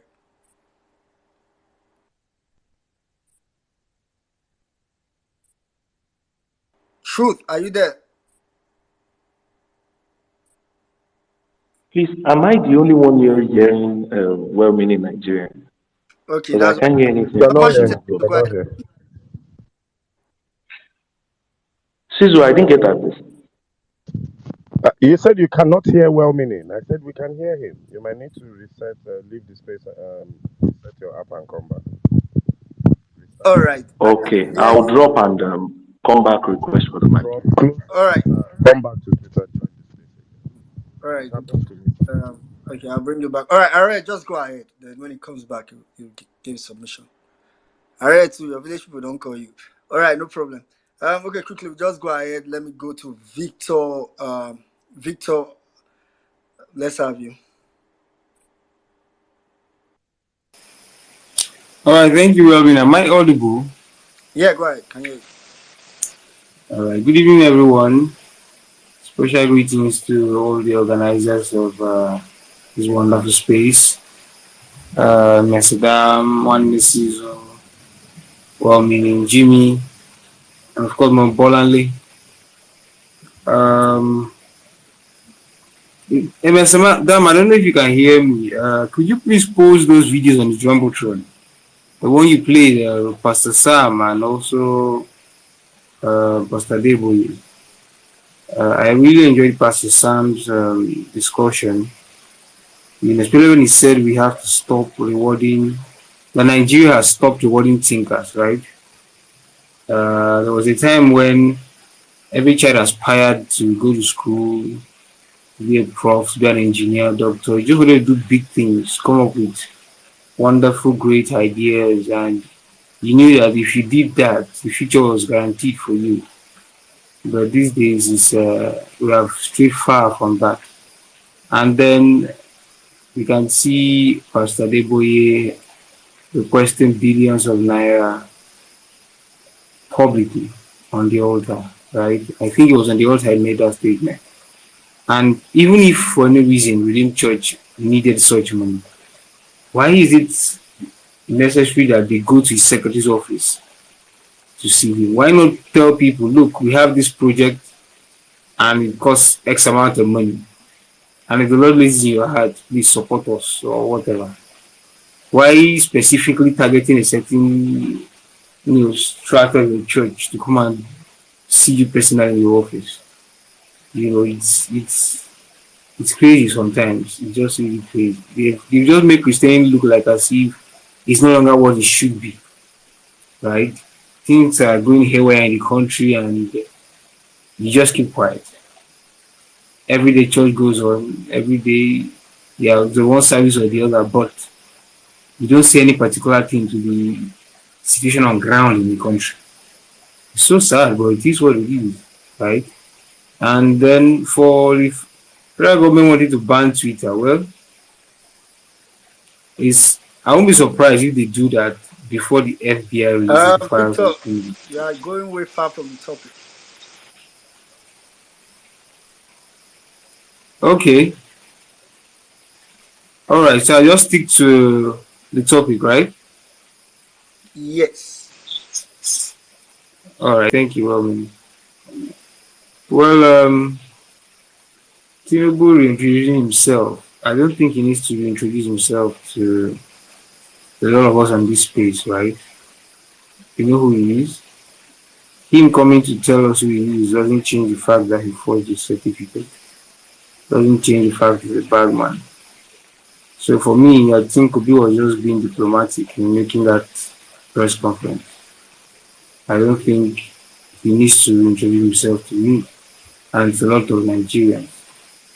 Right, so that's just what it is. Then the BBC, someone said they may fire the staff that made those write-ups, but at the same time, I think those people came out to say those things with approvals from certain quarters. I won't be surprised if nothing happens to them. I mean, the UK is not really doesn't really have Nigeria at heart per se. So I don't expect them to do anything to them. Right? I think we are just in this battle as Nigerians fighting for our freedom. I don't really think the West is coming to save us any day soon. And we'll keep pushing and keep hoping that, yes, finally we'll get the new Nigeria we all look forward to and deserve. Thank you very much. All right. Thank you very much. Talking about Tinubu introducing himself, I think Tinubu had something to say. Maybe that's why Peter Obi said reintroduce, because I think Tinubu has introduced himself before. The record is there. The transcript is there. So in March 1952. He said the record is there, the transcript is there, showing March 1952. Let me check what this transcript from this school said again. This transcript from this Southwest College is saying 1954. What's going on? Tinubu, reintroduce yourself. What you just said now does not make sense. And the funny thing is, that was Chatham House. Go and look for that video. Tinubu looked at a note to say his date of birth. Who does that? Like, who looks at a note? Like someone sneaked a note to him and looked at a note and said the record is there, the transcript is there, and look at a note and answer showing March. And looked at it. He almost even made a mistake and said, oh, 1952. Tinubu, please reintroduce yourself. Let's know who we are dealing with here. The record is not here. All right, thank you very much. Thank you very much, Victor. All right. Array keeps dropping. Let's just go to Taiwo. After Taiwo, we'll come to Betha. All right. Good evening, everybody. Am I audible, please? Yes, you are. Go ahead. All right. Thank you very much. It has been a while I talked on violence piece, and but the topic this evening actually I love it, especially the part saying Tinubu, introduce yourself. Thank you, Ms. Adam, for still holding the fort. N6, I always love your Google facts. And Uncle Jimmy, I love the way you could mix your submissions. Thank you to everybody. Good evening once again to all the speakers and all the listeners. Now, Tinubu, reintroduce yourself. To me, that statement is a might. And this is why I said it. Somebody who has no identity and somebody who has no name, how do that person introduce himself? Somebody who we cannot say this is father, this is mother, this is his uncle, aunt, no family relations. How would that somebody introduce himself? In a Yoruba land, the guy said he's a Yoruba. I myself am a Yoruba. In Yoruba land, there's this a genealogy system in the sense that you have a father, you know your family house, we call it Abuili, and then you must have a village. Every Yoruba family have it. Every Yoruba family. But to Tinubu, we don't have anything about that. We don't have anything about that. So saying he should reintroduce himself is is somehow to me. And then I quickly want to add this. This person has so many scandal, and he actually scammed the whole country, and we are doing as if he doesn't matter. If we can remember the first speech, subsidy is gone, and fuel jumped from 200 to 600. And again, they said subsidy is back, and the fuel did not go back to 200. Rather, it jumped again to 700. That's the scam of the century. And it seems everybody is just moving on. Yoruba will say, Òrìṣà bò lè gbà mí, fi mí sílẹ̀ bó ṣe bá mi. If Tinubu cannot, he cannot save us, he cannot even do anything as a matter of fact. But at least he should get out of that place and leave us alone, leave us to where we were before. Because to us that we are in a construction world, I'm telling some people that in the next 2-3 years, you are going to see so many abandoned projects in Nigeria. So many. Because now everything, the initial cost has tripled. A project of 50 million before has become 150. And people are not saying this now, but in the next 2-3 years, God forbid this man is still there, Nigeria is going to be a litter ground of abandoned projects. The Supreme Court, I'm just waiting for them because personally, my driver license will expire, and I've gone to third party to design one to my own taste. And if the Supreme Court now says that, okay, forged documents it's not necessary, I will tell that FRSC man that will stop me on the road. Let's see now. Let everybody get mad. Let us all of us get mad together. I yield my mic. Thank you very much. Oh, Taiwo, you've designed to your taste. I like that. Congratulations. No worries. Let's just wait for Supreme Court. Let everybody roll mad. All right, quickly, let's take Better, after which we'll come to Truth again. Better, are you there? Yes, I'm here. Good evening, everybody. Good evening, Sizzles, Emir Saddam, well-meaning Nigeria. I hope you guys can hear me. Yep. Okay. It's just, most of the time I'm not always, it's been long since I've come online, and I think the CSU, the same propaganda just made me come online again for a while. And I'm seeing this BBC trash, because I don't think that's a news, that's a trash, really. I don't really blame them, because even here, not everybody listens to BBC anymore, because they know it's a government propaganda stuff. So if they want to listen to news, they go to other this thing to go to listen to news, not to use BBC. And the youths over here in the UK, most of them, I can't remember the last time I see somebody paying their TV license to listen to BBC. That notwithstanding, if, like Taiwo said, if this our stupid judiciary decides to say it is not true, what Tinubu did, it's true. Basically, I've been looking to get my master's and PhD in, let's say, informatics or something else in the AIs. I think I can just pay CSU a bit. If you pay CSU, maybe then just design one to my taste too, so that You don't need to pay CSU, you pay vendors, third-party vendors. so that we'll pay the third parties to design one to our taste that we can use.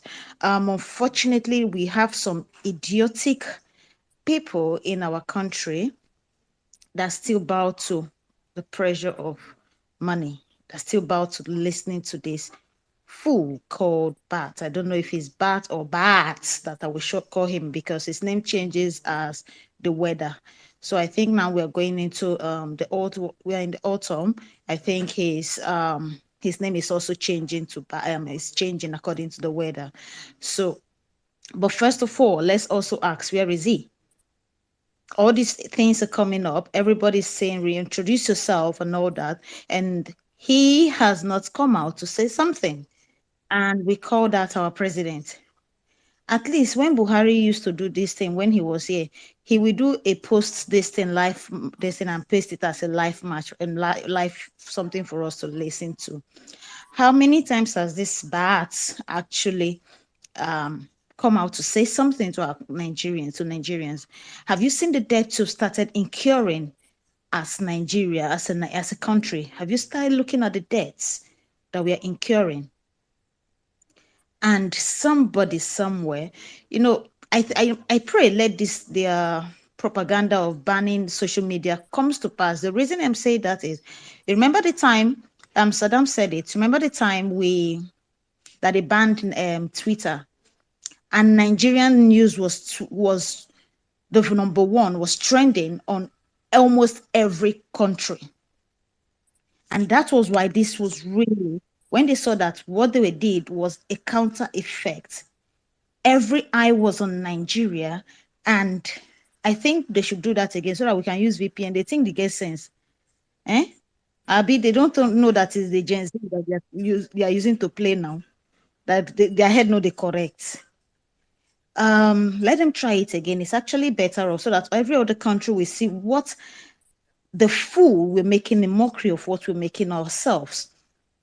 Because somebody recently just asked me a question. A citizen here just asked me a question that what are we still doing? What is our country still doing about this thing happening in Nigeria? So God who made you, I couldn't even say a word, because what can I say that is happening when our old ones can't say the truth anymore? I remember growing up, you dare not take something and come back home. Maybe from school, you take somebody's pencil and come back home, and you dare not use it in front of my mom or my dad. Although me, they no beat me, sha, because they'll beat my elder sister and ask her why did she not train me. So they did not beat me, but my elder sister collect and well on my behalf. So, and that made me actually, it's formed our notion of how things should be. And when we're looking at this, what are we going to teach our children? That going to school is the wrong thing, or lying is a good thing, or not being straightforward is the best thing to do. So if these are the things we're looking at as the values we want to imprint on our kids, on the future generations, then we should let this go on. But if it is not, I actually I'm happy that the violence space is doing this every time. And when I listen to you guys, it still makes me know that there is something going on in the country, and there are some people that still stand for the truth. Thank you all, and I yield the mic. All right, thank you very much, Beta. Thank you very much. Hope say you shall don't compensate your sister with the beat on your behalf. No, I don't compensate our pain now. Anyway, all right, thank you very much. All right, quickly, let's go over to Truth. After Truth, we'll come and visit Oga Ibrahim.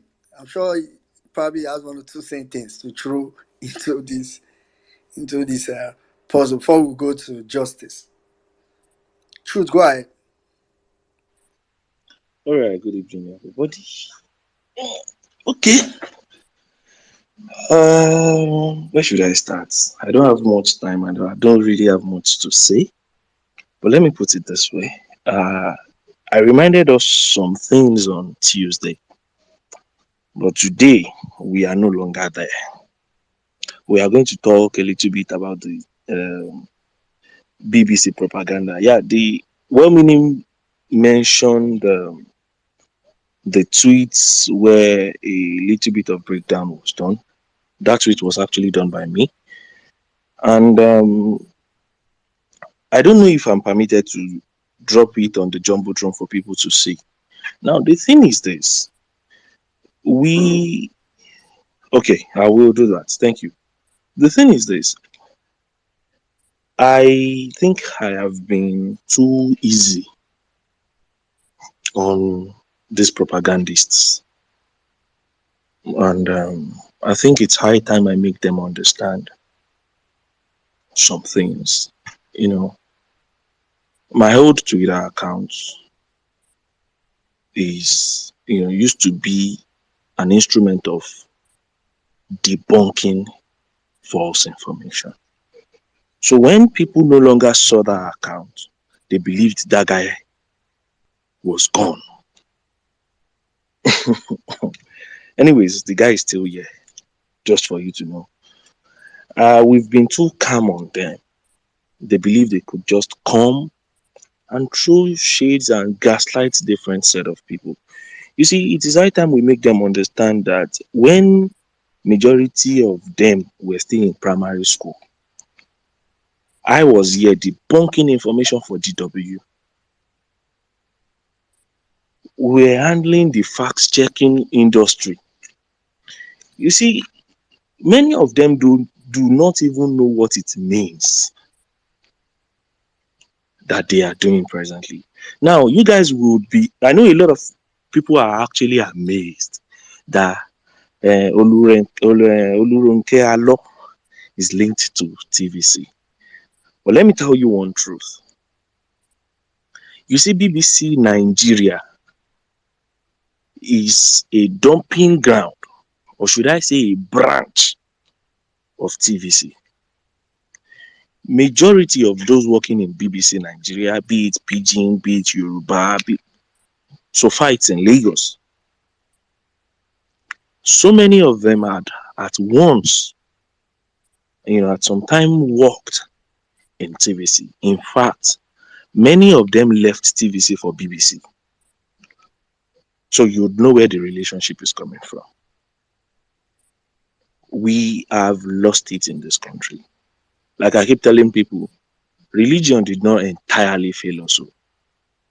It did not entirely fail us. We were the ones who failed religion. We were the ones who failed as a nation. We were the ones who celebrated rascality when we ought to be speaking truth to it. We were the ones who celebrated Naira Marley. We were the ones who celebrated Zazu. We were the ones who celebrated those who ought to not even smell fame. Talk less of stardom. Now we are reaping the dividends of our yester hearts, and we are complaining. Come on now. Why are we pushing everything back to churches? I'm not saying the church did not fail us. Yes, the church did fail us. But I will tell us that it has never been recorded in the history of this country that the church spoke for good governance like that of this election. I've been in politics since 2009, actively. It has never been recorded. Their headache is that the church spoke against them. So why are we blaming the churches today? Yes, so many propaganda pastors, the Saul and the Paul, yes. But are we forgetting we have people that kept shouting? We have dunamis, we have winners, we have Christ Embassy. In fact, those that spoke up are more than those that were forming propaganda. We should be looking into our character, who we are. Who are we as individuals? This is not about political party. It's just like when we say we have a child who we've sent on errand, and we haven't given the child the money yet. We haven't even explained the description of what the child will buy, and the child is already in a stall trying to buy something. And a well-meaning mother saw the child trying to buy a cigarette and called the house that Moro money. I can see your son trying to buy a cigarette. I know you don't smoke. Who is sending this boy a cigarette? And you as the mother started shouting, hey, it's the fault of the father. You as the father started shouting, it's the fault of the mother. Meanwhile, when you have neighbors that smoke and your child goes there frequently, you do nothing. You do absolutely nothing. The highest you do is just tell him, Junior, don't go there again. I will beat you. Now I believe it is time we start looking into the true error we've made, the true mistake we have made. When we look deep into ourselves, we will know where the problem is coming from. I've joined different APC spaces, and I can tell you one narrative they are pushing between themselves is that there are 3 certificates. There are 3 certificates. One in 79, one in 98, when he came back from exile, and another one in 2000, and that is the one he hasn't picked up yet. You need to see the way they are constructing this narrative, and they are saying that the school did not say they cannot confirm if the INEC certificate came from them because it is a photocopy. And you could listen to this kind of things and you would be like, Edroshi Yalude BNE, but she na mama born this one. Now inside another woman, this person come out. Come on, what happened to this country, for crying out loud? What happened to us? I know how much the Igbo people value character. I know how much the Yoruba people values character. We even go as much as calling ourselves Omoluwabi. You know, when Omoluwabi changed from Omoluwabi to Yoruba demon, I knew something was wrong. From Omoluwabi to Yoruba demon, I knew something was wrong. And we keep celebrating all this nonsense in society. Yet we are blaming one Bola Ahmed Tinubu. Why? Had it been when we had the chance to speak against those stupid things in our culture, things that are against our tradition, our culture? I know the Northerners, they have fine tradition as well. Because some will say I didn't mention them. Yes, they do have fine tradition as well. I have few Fulani friends, and I know the way they behave. They have fine tradition as well. What happened to us as a nation? We allowed the British take away our history from us, and we are now accepting regurgitated history. Well, many I see your hand. I'm going to round up in a few seconds, please. We are now accepting rubbish information. Some will tell us that the British brought Christianity to us. Christianity that has already been practiced in Africa before the British even smelt it. Go back into your history and look at the Ethiopian Bible. Do you have Britain in the Bible, but you have places like Libya in the scripture? Yet you allow them invade Libya, take down Gaddafi, and tell you he's oh my goodness. It is well. Until we know what the true problem is, I don't think it will be solved. The problem will be solved. My ending note is going to be the section 22 of the Nigerian Constitution. For those who probably wants to engage Agbadorians, the section 22 of the Nigerian Constitution says, the press, radio, television, and other agencies of the mass media shall at all times be free to uphold the fundamental objectives contained in this chapter and uphold the responsibility and accountability of the government to the people.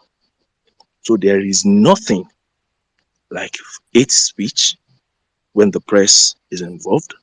There is nothing like defamation when the press is involved.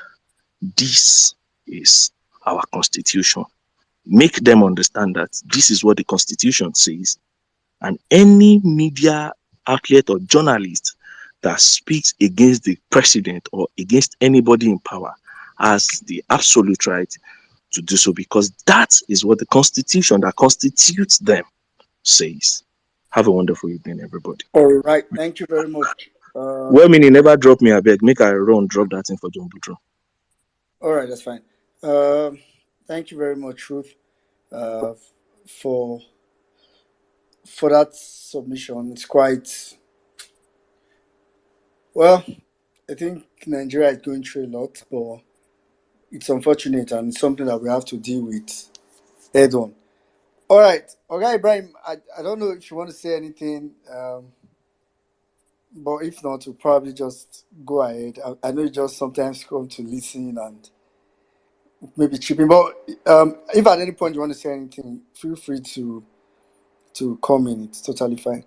All right, quickly, let me just go straight to Justice. After Justice, we'll come and take Christy. Justice, go ahead. They spent more than $16 billion. They forget that transmission line is a super highway. They could not even make a down payment for a reintroduction.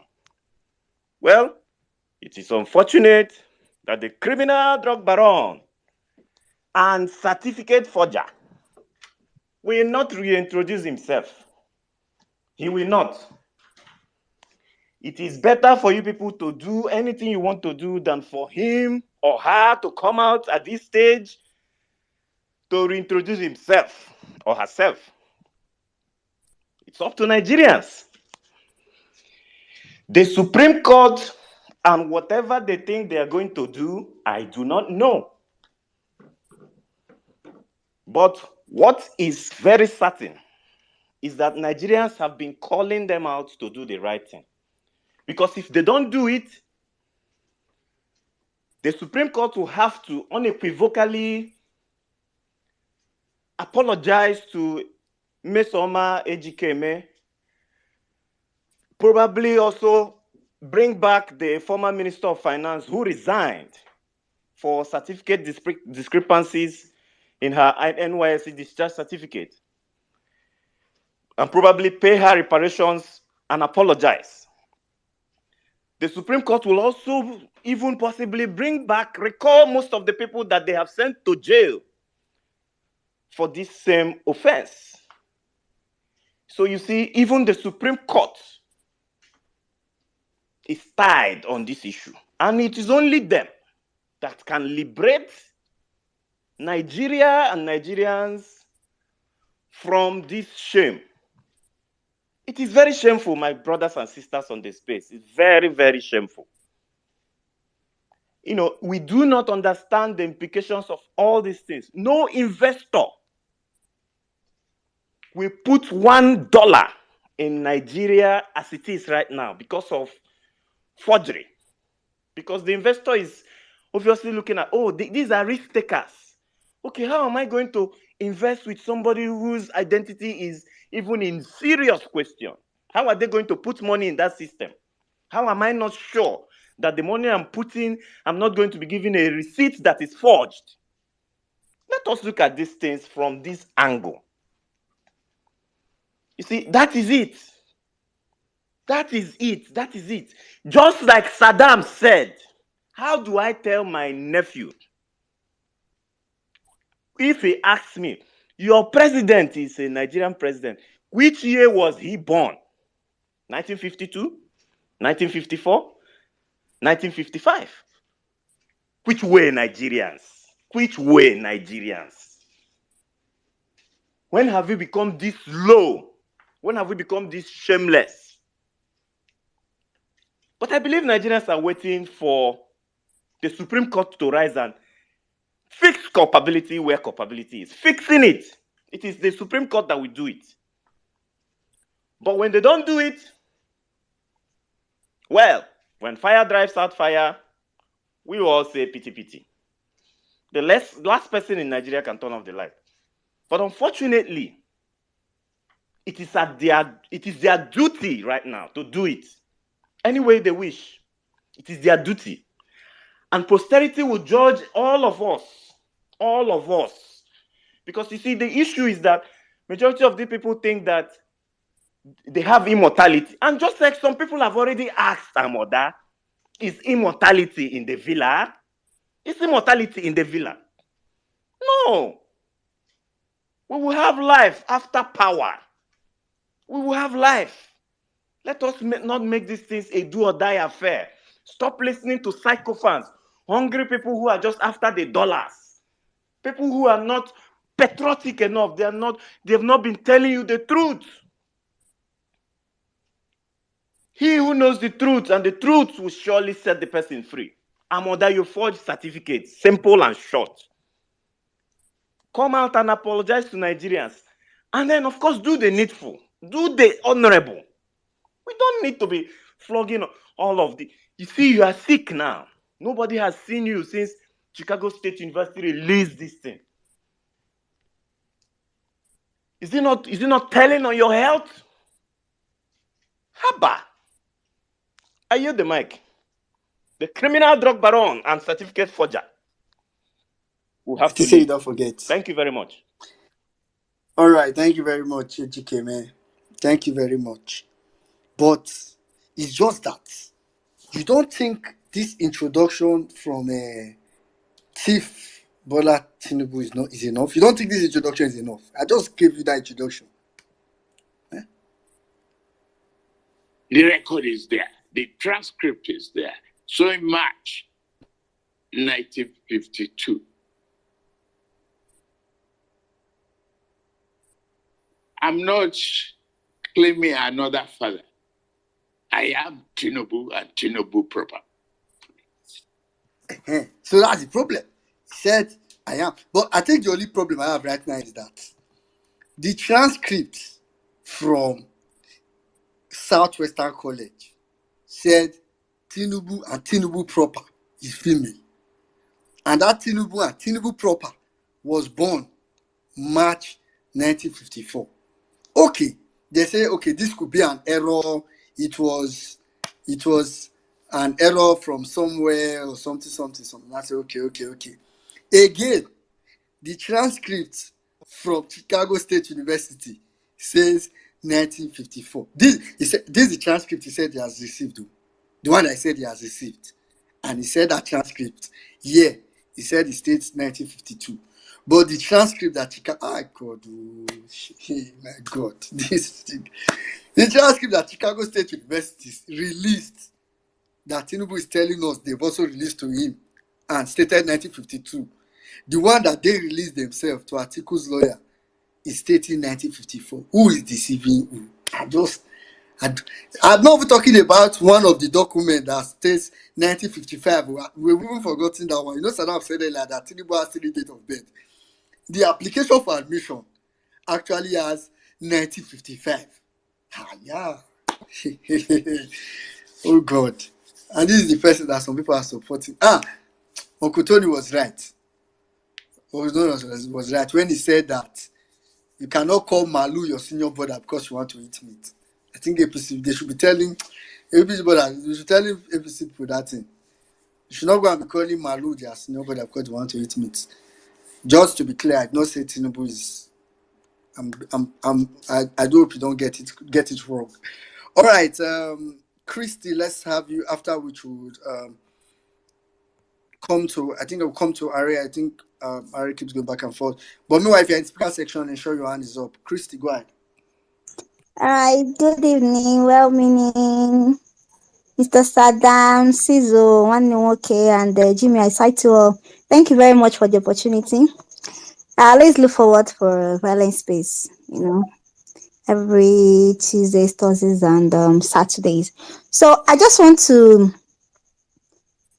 point out, I don't know how many of us watched the Politics Today. That's the one of yesterday on Channels TV.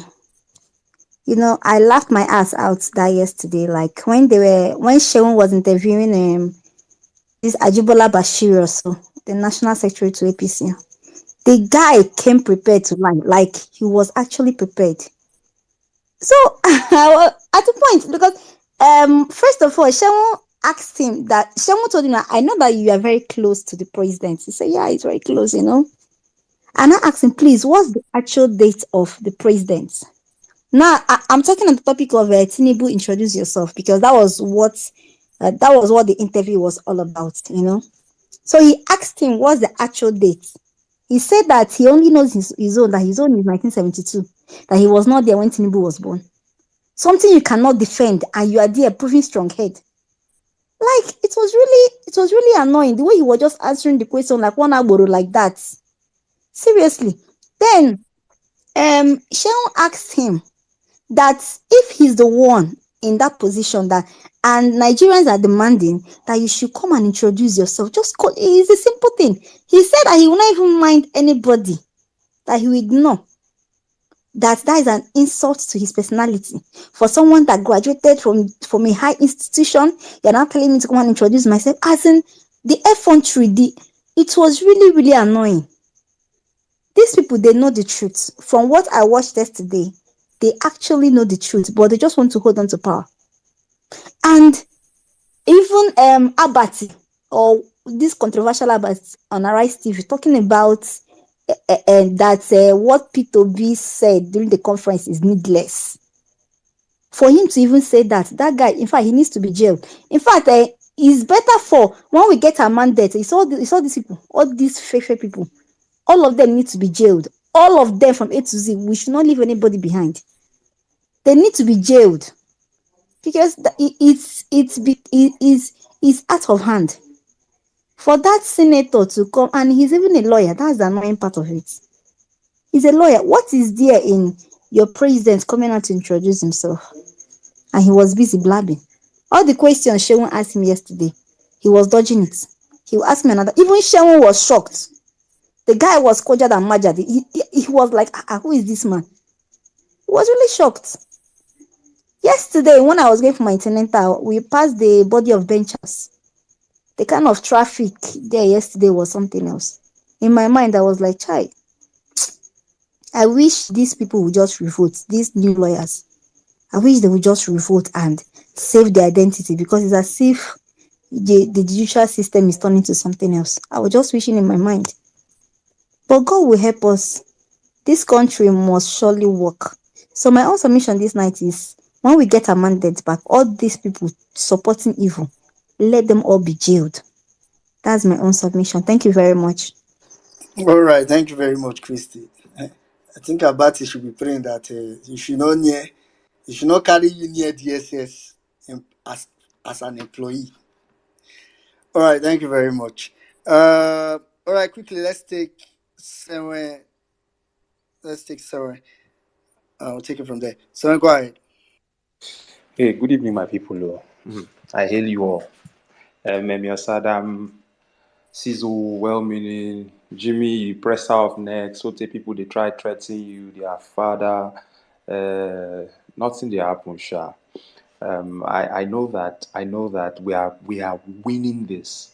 That's why they are walking in fear and acting like they are using the grandstanding mode to try and make it look like they are winning something, but we know they are not winning nothing. These guys are a brood of failures, vipers, and we are going to crush heads of vipers. That's now waiting Bible don't tell us. So all of them put themselves together, running over, we'll put them in the gutter and flush them away. The same broom that they use to as their emblem, now we will use sweep the gutter, clean the gutter. This Nigeria must work. So Tinubu's introducing himself. Chief. I have his name. His name is Chief Bola Bonaventure. Are you sure it's chief or chief? Okay, it's chief. Chief. Like chief. Chief Bonaventure Bola Ahmed Adekunle Amoda Sangodele Yekini Tinubu, aka Forger General of Nigeria. He needs to introduce himself again, because we don't know who this person is. Person we don't know in ancestry. Person we he came from hell. Like he crawled out of hell because he couldn't have fallen from heaven. This kind of person does not fall from heaven. Now hell he crawled out from. He crawled out of hell, doesn't have a birthday, doesn't know where he went to school because he never went to school, doesn't have any form of identification. None of his friends exist. Cyclone don't carry all of them to wait for gutter. So at the end of the day, we know that this person is just a liar and a fraud. I think Harry was one that posted. Harry said, bros, you say you have something, but we know you don't have the thing. Now come and declare yourself. You can't feel like I don't owe you people anything. I don't owe you anything. Guy, this is Nigeria. You did it for Lagos. This is Nigeria. We plenty pass Lagos. So take that nonsensical thinking out of your head. You have tried your madness too far, and now they are telling you to stop in your tracks. That's what is happening to this fellow. And Nigeria will prevail. No matter what the abatis of this world say, no matter what the old people, the 50-year-olds and 60-year-olds come out to lie about. I've heard everybody say things about how morals have been thrown into the gutter. Is the truth. I never expected I'll see a day like this where people who you would respect, people who normally are responsible humans, have taken the side of injustice just because of money. Money would end a lot of souls because a lot of people don't have any values anymore. I think they've so suffered. You know, there's this way poverty has entered the minds of some people. They don't even know what is good anymore. They don't know what to stand for because they just feel, hello, God damn it, I need some money, Jerry. I need to be able to travel the world. I need to be able to buy a house in Maldives. I need to do this. I need to do that. They don't have no value for anything anymore. That's what I see along the lines. I posted something on my status today, and I said, this group of people, I posted a particular age group lying very vehemently about this CSU matter. I said, this group of people, they are self-preservationists. They just want to, and at least I think it's working for me. That's all that matters to them. And this is not the way to go. That's not what we are taught. That's not what we're told to uphold as people, good people, well-meaning Nigerians. We're told not to lie, but now adults are perfectly lying, and they know that they are lying, but they are saying with their whole chests. That thing they heavy me sometimes.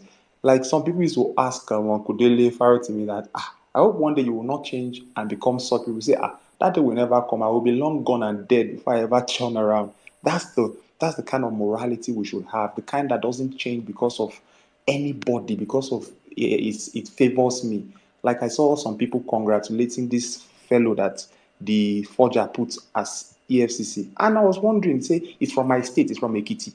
Is that the reason why he should be there? Does he warrant that position? That's the same thing that is happening to Nigerians. But for me, it's our brother, it's our brother. Which stupid brother is that? Brother that is a fraud. We don't uphold fraudulent behaviors in our family. So I don't have any brother that's a fraud.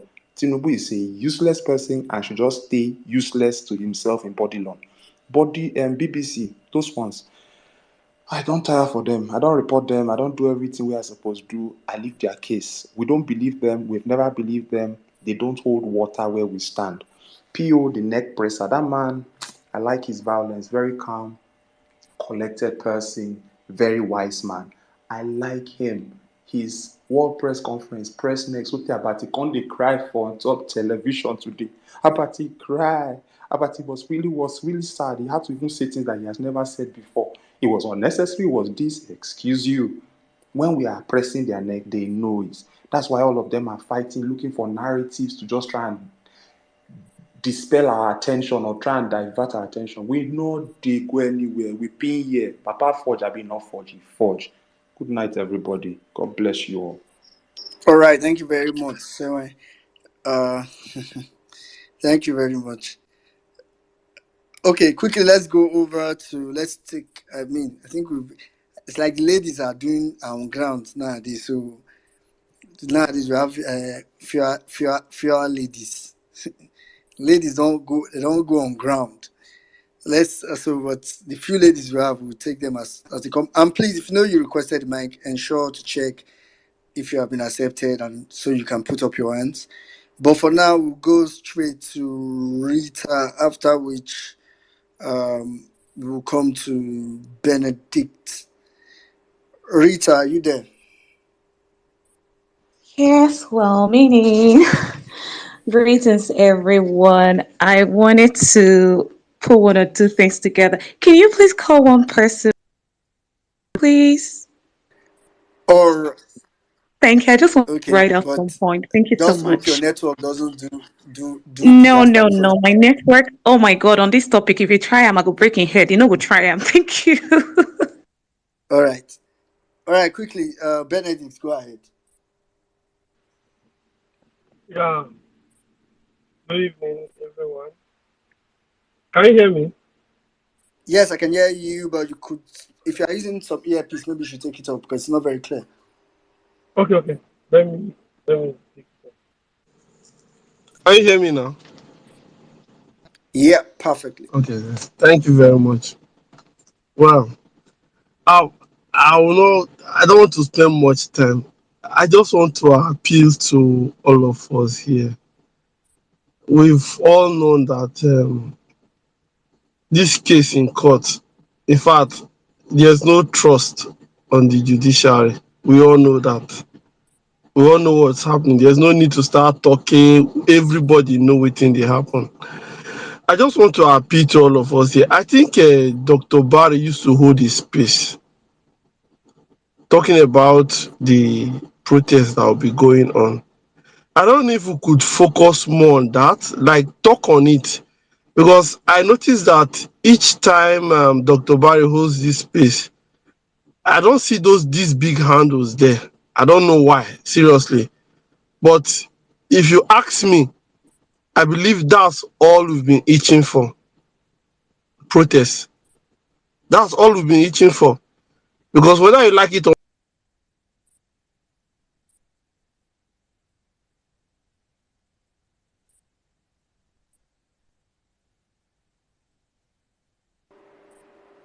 Is it just me?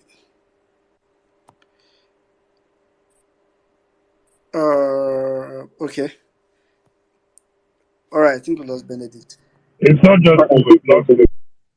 Yeah. I think we lost. I think probably even it probably dropped in the first place. Okay, I know he was talking about. Yeah, I think I saw that space today by Dr. Barry, and but from the time I saw it, I wasn't able to join any space. So, but I did. I believe we should finish the submission. But I think the viewpoint he was trying to make, which was way out of the topic, but I didn't want to stop him because he was saying something that, because I also don't want people getting. I think that's usually the problem. Some people go off topic and um, I don't want people thinking that okay maybe it's not. It's because about the protest. For me, I think it's a good way. Dr. Barry is someone that comes here often, and I think that space is someone. It's some space I think people should join to find a way they can maybe contribute both on ground, especially on ground. Because I don't even think nowadays mobilizing Nigerians. I think money should not even be the main conversations. Whether Nigerians on ground are ready, and whatever it takes to get Nigerians ready, I think we should try to do it. So when next um, you see that space and you are available, please try to join, contribute your quota. It can be suggestions, it really can be anything. You might get any information there about what's happening next that you can tell. Especially even if you're in diaspora, you could get an information about what you need to do or what you can do. Information about where it's going, where what is going to happen, where which you can now pass to your people on ground, um, and all that. All right, quickly, let's go on. Then Benedict, I mean, if maybe you were not done or something, you could request the mic to talk on the topic. I'm sure you were just introducing your conversation. Okay, quickly, let's go straight to Rita. Okay, I'm sure Rita will be ready by now. Rita, are you ready now? You said one Okay. person. Yeah. Okay. Thank you, everyone. I'm not really sure, but I think I can make do with what I have here. Greetings, Amy Saddam, Cizo, Jimmy, sweet darling, well meaning, good to see you today. Every other person, Mr. Ibrahim and Bolanle, everybody on this space, I greet all of you. You that is listening on or watching on YouTube, Facebook, wherever on the radio, anywhere you take the watch from me. I greet all of you especially and all of our listeners here. I greet all of you. Thank you very much for this great opportunity once again. I want to start by telling Dr. Ruben Abati, the corn Abati. Say this corn went in the shop, so this one went in the shop. So when you don't pack your mouth full like this, it go give am constipation, like serious one. Now it go give am. And then for that pretty face and that was saying that a man who went to a man who was a governor for 8 years, you are now saying he should come and reintroduce himself. I want to tell her yes. The man Bola A. Tinubu or Ahmed Tinubu have to reintroduce himself because from all the indication, from everything that has been released from Chicago State University, the Bola A. Tinubu that was released, the gender there is female. The date of birth is different from what he claimed to have. 1952 and 1954, now 2 years gap, and that's a whole lot of gap. So there are a whole lot of reasons why this man needs to reintroduce himself to Nigerians. In the first place, is it truly a Nigerian? Who is his father? Who is his mother? Even if those people are not around, who are his siblings? I have a niece, I have a nephew today. Of all of them, there are two of them. I have a niece that looks very much like me. If you see me and her, you go to say na me born her. No, now the guy when they born me follow, na I born her.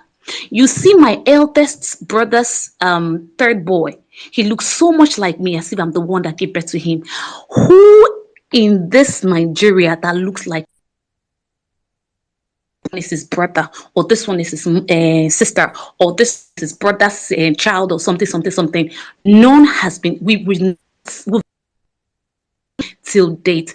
And again, in 1999, when late Chief Gani Fawemi was pursuing this case, this man Tinubu filed that he attended St. Paul Children Home School, Ibadan, from 1958 to 1964, and then went to Government College, Ibadan, 1965 to 1968, before he went to Richard Darling College in Chicago, 1969 to 1971, and later went to Chicago University.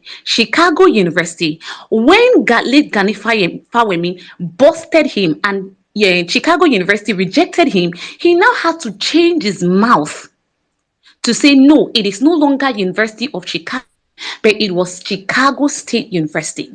And today that Chicago State University have come out to say that the certificate he gave to INEC from them. We all have seen this certificate that he presented. The logo is different. The signatories are different. We were meant to understand that the people who signed his acclaimed certificate, they were not even there as at that time he's claiming. And these guys went further to release all the people's certificates at that time, December 1979, and so on and so forth. None looks similar to his. So even if you want to claim, yes, he lost it and he re-got it, he went for something, to re-get it.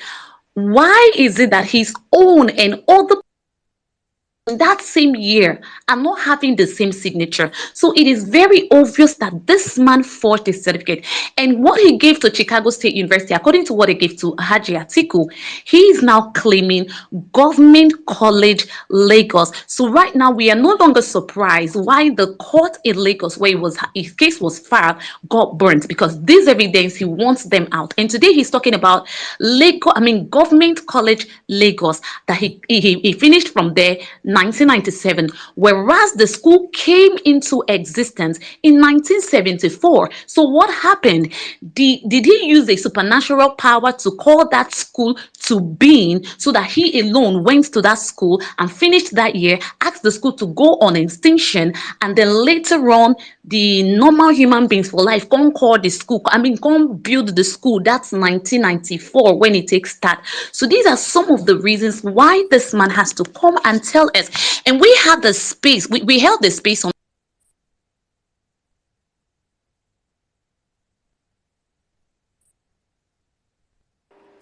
I I think we keep struggling with Rita. Rita, are you bearing the there? name Bola. Yes, I am. Yeah, but your line keep breaking. Okay, just try to Oh, round up. really? We're done. Yeah, but go ahead. Oh my God, I'm so sorry about that. So we asked them, is any Yoruba person bearing the name Bola without something attached to it? If it's a guy, it is Adebola. If it's a female, it is Abimbola. So where is this person from? What is the meaning of that name you are bearing? Who is the person that gave you the name? This is a country of over 200 million people we're talking about. So PO calling on him to come and reintroduce himself, to come and tell us, did you really go to this school? If yes, why all these discrepancies? It is very important because his certificate forgery right now is already affecting Nigerians within and outside the country, and that is not good for a nation that is having over 50% of unemployment. Diaspora remittance, as a matter of fact, is the reason why Nigeria is breathing today. A man is in the office for just within how many months, and 10 trillion naira is gone down the drain. Nothing to show for it, and more are still being borrowed. I just posted a video where the senators were telling Akpabio that he's ambushing them, that he brings bill, he passes them, even more money to borrow money within 2 hours. They don't even deliberate on it at all. Now these are the kind of people we have. A man that is sitting there, it is obvious these guys have this guy Tinubu have nothing, no direction for Nigeria. Obviously, you don't know what you are doing there, and you want to glue your hand, you want to glue your hand on that seat. It is not going to happen. So, obedience, like seriously, we have a whole lot of work to do. We have a whole lot of work at hand, and people like Duro Toye that have gone to join them, at the end of the day, we will flush them out. I just the premier Duro Toye Day media, as a media department, so that we go tell them, see, that nonsense English when they speak, that as in that guy has broken a lot of Nigerians' heart because a whole lot of persons were looking up to him. But right now, he is a total disgrace. So I'm really praying that he's in the media department. I see your hand, darling, so that we can see him as in we will meet on this street and tell him that the nonsense they are trying to do is not going to work, because the life of over 200 million Nigeria is more than an old man who refused to go to school when his mates were going to school, to use his own to come and spoil our own. So obedience, we have a whole lot of work to do. Sharp, tighten your seat belt. Tighten your seat belt. If your hand they pain, you begin to sharpen and well so that you can type. We need to chase these guys out of this space and tell them we're taking back our country. And as for those justices, I'm sorry, I'm going to wrap up with this. You can see Justice Nancy Aldonado, before she gave the verdict. You know, the other time, Atiku's lawyers were telling her, and they need the verdict before on the 15th of October because of the court, blah, blah, blah. But the woman asked for the judgment of the PEPT. I believe as soon as that woman saw that a fellow judge like her said an account was indicted and not the person, it was very obvious she felt embarrassed and like, God, who are this kind of human being? And then she went further to see when they said Kashim Shetima, or what was his name again, it was not intentional for him not to have submitted Kinikon as at when he ought to. I believe she was embarrassed, and immediately that Saturday she gave a verdict. That result has to, as in every credential has to come out in the next 48 hours, and that is how all this are right now. So I want to believe that the Supreme Court justices are not ready to disgrace themselves internationally, because this is more than the ambition of one man. I don't care the amount of money he has given them. Our lives are more important than that of the Tinubu. He is closer to where he's going to. Fellow Nigerians, thank you. We have a whole lot of work to do, and we must do it together. And by God's grace, we're winning this war. Please join us tomorrow on our prayer space, 6 a.m. Thank you very much. Apologies. We don't Mondays to Thursdays, and then Sunday, 1:30 p.m. Thank you so much. I love you all. All right, thank you very much, Rita. Uh, Tinubu is a very funny character. All right, Benedict, I know you were speaking, then you probably had some network issues, so I'll just come back to you immediately. But just to clarify, so what days did you say Dr. Barry owed the space? Yeah, can you hear me? Yeah. So I Yeah. said So I because I don't said want to because I go don't back want to to that go back to conversation. that conversation. Okay, no problem. So All what I day? want to, I think it's just afternoon time till in the evening. So I just want to appeal to the big handles. At least if the big handles are there, it will encourage a lot. Can you hear me? Yeah, I can hear Yeah, I you. can hear you. So what I So asked what was, I asked was, what days what does he owe day the does he owe space? the space? I think it's every day. Every Okay, day. every day, Okay, like every from day, like afternoon. from afternoon. Yes. All right, so go So, ahead. so yeah, thank you. So I just want to appeal to the big handles. At least if they are there, it will really encourage and kind of move the crowd for what we have been itching for, all of us. Then lastly, this man, I think this man don't deserve. In fact, he should just leave. He's painting a bad image on this country. That's just the truth. No foreign investor will come and no right thinking foreign investor will come and invest in this country. Having such person in the aims of affair. Seriously. So what I don't know. However or whatever it will take, he should just carry his bag and leave. And I just want to call on all our religious leaders. I think they've been too quiet for so long. I want to call on all of them. I'm a Catholic. So I'm those in charge. I'm calling on them. They should come out and speak. We cannot continue like this. We can't. We cannot continue like this. The more those people that are supposed to come out and talk, the more they keep quiet, the more this country go down the drain. That is the truth. Because we need them to come out and speak. In as much as we have citizens that just because of the way the country is, we know what is happening in the country. So we need those that are in authority to come out and speak. Most especially our religious leaders. They should come out and speak. But it's so unfortunate that most of them are just kind of quiet over it, which is very bad. So I'll eat. Thank you. All right, thank you All very right, much. thank you very much. All right, thank you very much, Benedict. All right, quickly, let's go over to Harry. After Harry, then we'll come to Ogenekewe.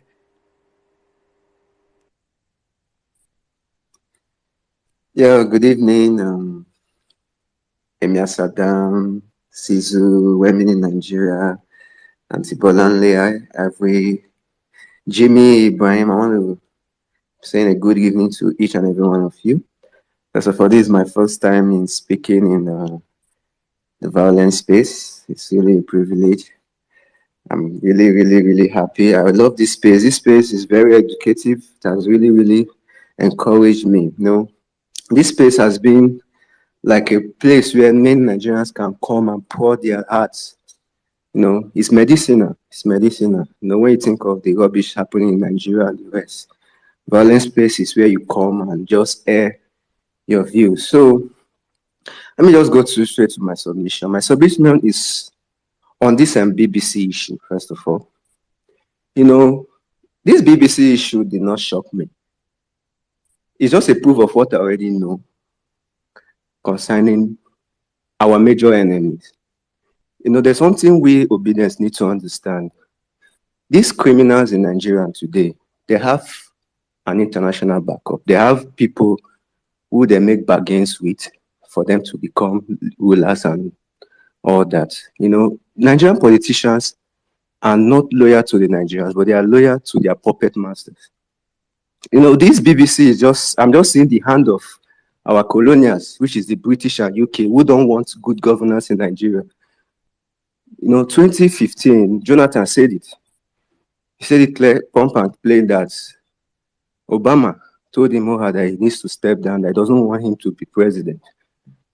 If you see this APC party, if you can go and make a research about how APC was created. As APC was formed by Obama campaign manager. All the Occupy Nigeria, they sponsored all those things. They came up with those ideas and the rest. Why our neighbor, our brothers today, Niger, you could see their rage towards the France because of what France has been doing to their nation over the years. French made sure that corrupt leaders continue to rule them so that they can plunge their economy and steal their resources. In as much as British is concerned, they don't want somebody like Peter Obi to be their president. They don't want them. US, they don't want such kind of people because if those kind of people come into power, they will not have any opportunity to continue to steal the resources of Nigeria. So this thing that just happened with BBC just proved what I already know. So we need to understand that these criminals, these politicians we have in Nigeria, they have puppet master. They have agreement they sign with these people. And the agreement is make sure your economy is bad, make sure you don't do anything for your people. And in as much as they are stealing the oil, they are getting the oil that is coming from our soil every day. They don't care. So I'm just seeing the hands of the colonials in this British matter. Whatever people, just check all this report we are making, you will see BBC is not going to do anything because those guys who wrote those stuff, they got a green light. That was why they're able to do that. They can't just do that here on their own. They know why they know what they are doing and they know why they did what they are doing. So when many Nigerians, we need to understand that in this fight, we also have an enemy, a big enemy. This is what the Nigerians discovered. That is why you see how they were so hostile against French. Because they got to discover that one of the biggest problems they have, apart from their corrupt politicians, are those who are empowering their corrupt politicians, which are the colonial masters. You could literally see how French didn't want to leave Niger. So it's so embarrassing. You could see the way they were behaving and stuff like that. Nigerians need to start protesting. They need to starve them and cut off things from them just for them to leave their soil. These people don't want Africa to grow. You see what they did with Gaddafi? Whenever they see a leader who is ready to work for his people, they don't want it. That is the thing they did with the Berlin Conference. They don't want Africa to be free. They are the ones that is in support of these people. They are the ones that give these people intelligence on how to make sure Nigeria and all these underdeveloped African countries remain underdeveloped. They are the ones who are doing it. So, but they are just surprised about this movement called the obedience movement. The obedience movement is not an ordinary movement. I always tell people this. Obedience movement is something God himself brought to light to free Nigeria. It's a spirit. Obedience movement is a spirit. It's a spirit of justice. It's a spirit of righteousness. It's a spirit that abhors wickedness and all manner of evil acts.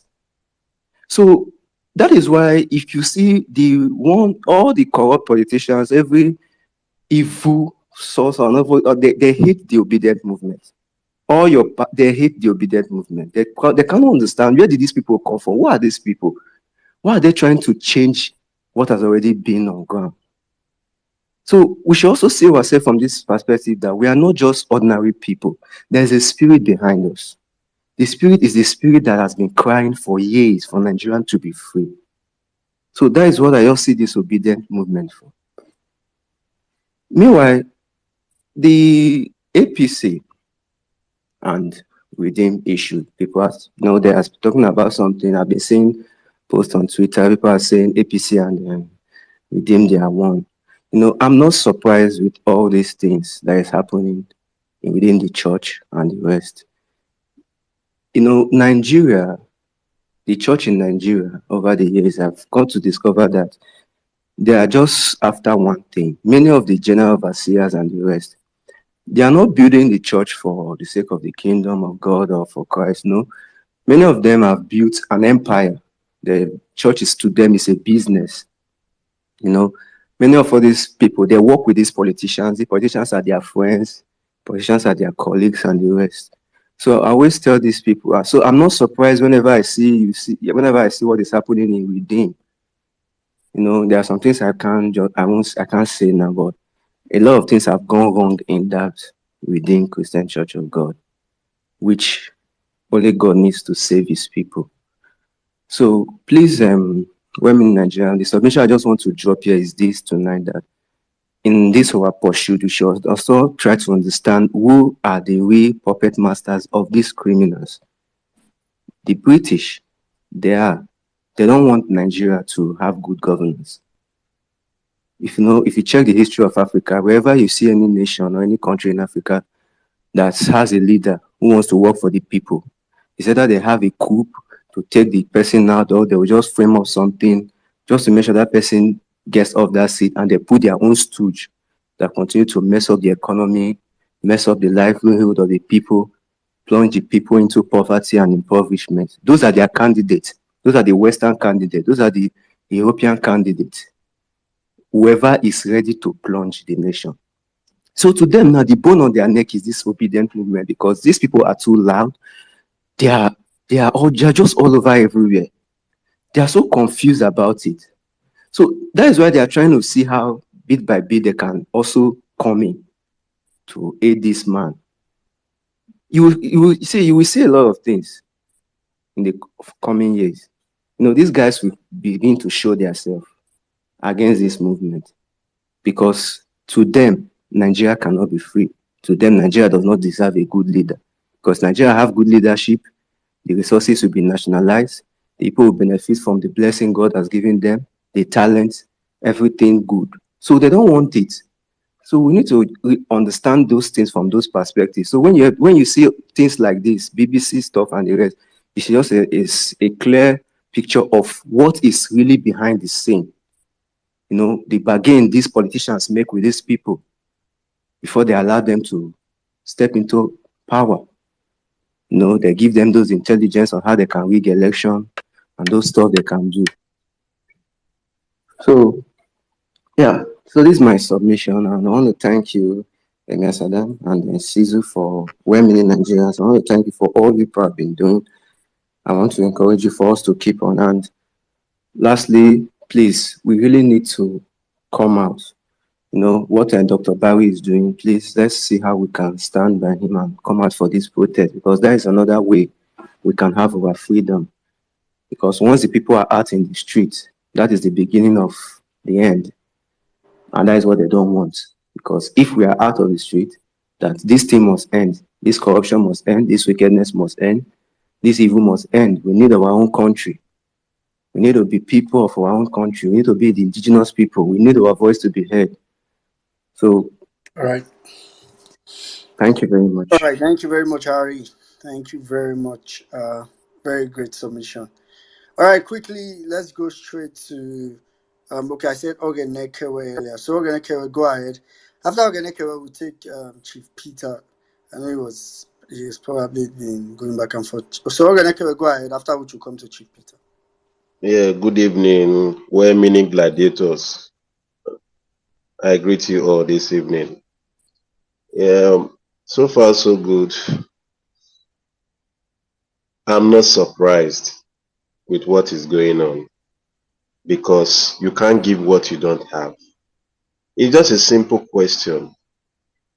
Whenever you submit yourself to run for a public office, know that definitely you are no longer a private citizen.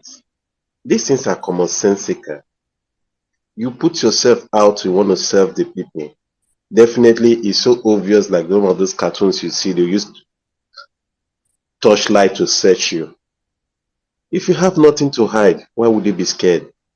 So sometimes it seems some persons don't really understand what is leadership entails.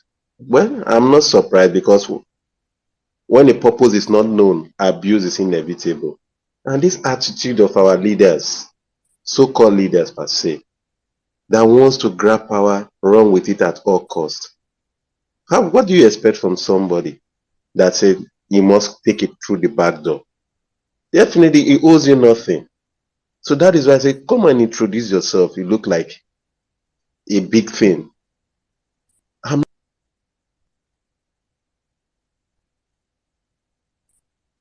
a thing. However, I really love this movement and I'm passionate about this movement. Whatever we are doing today is we want a better Nigerian,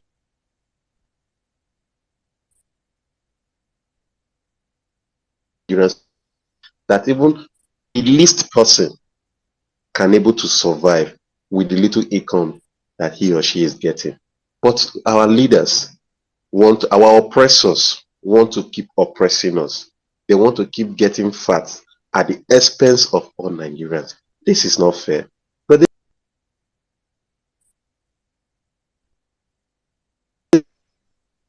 forever, for sure. And I want to still assure them definitely they never saw this coming anyway.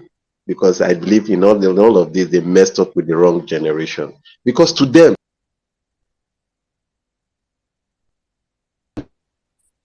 election has come apart. I think we keep losing you.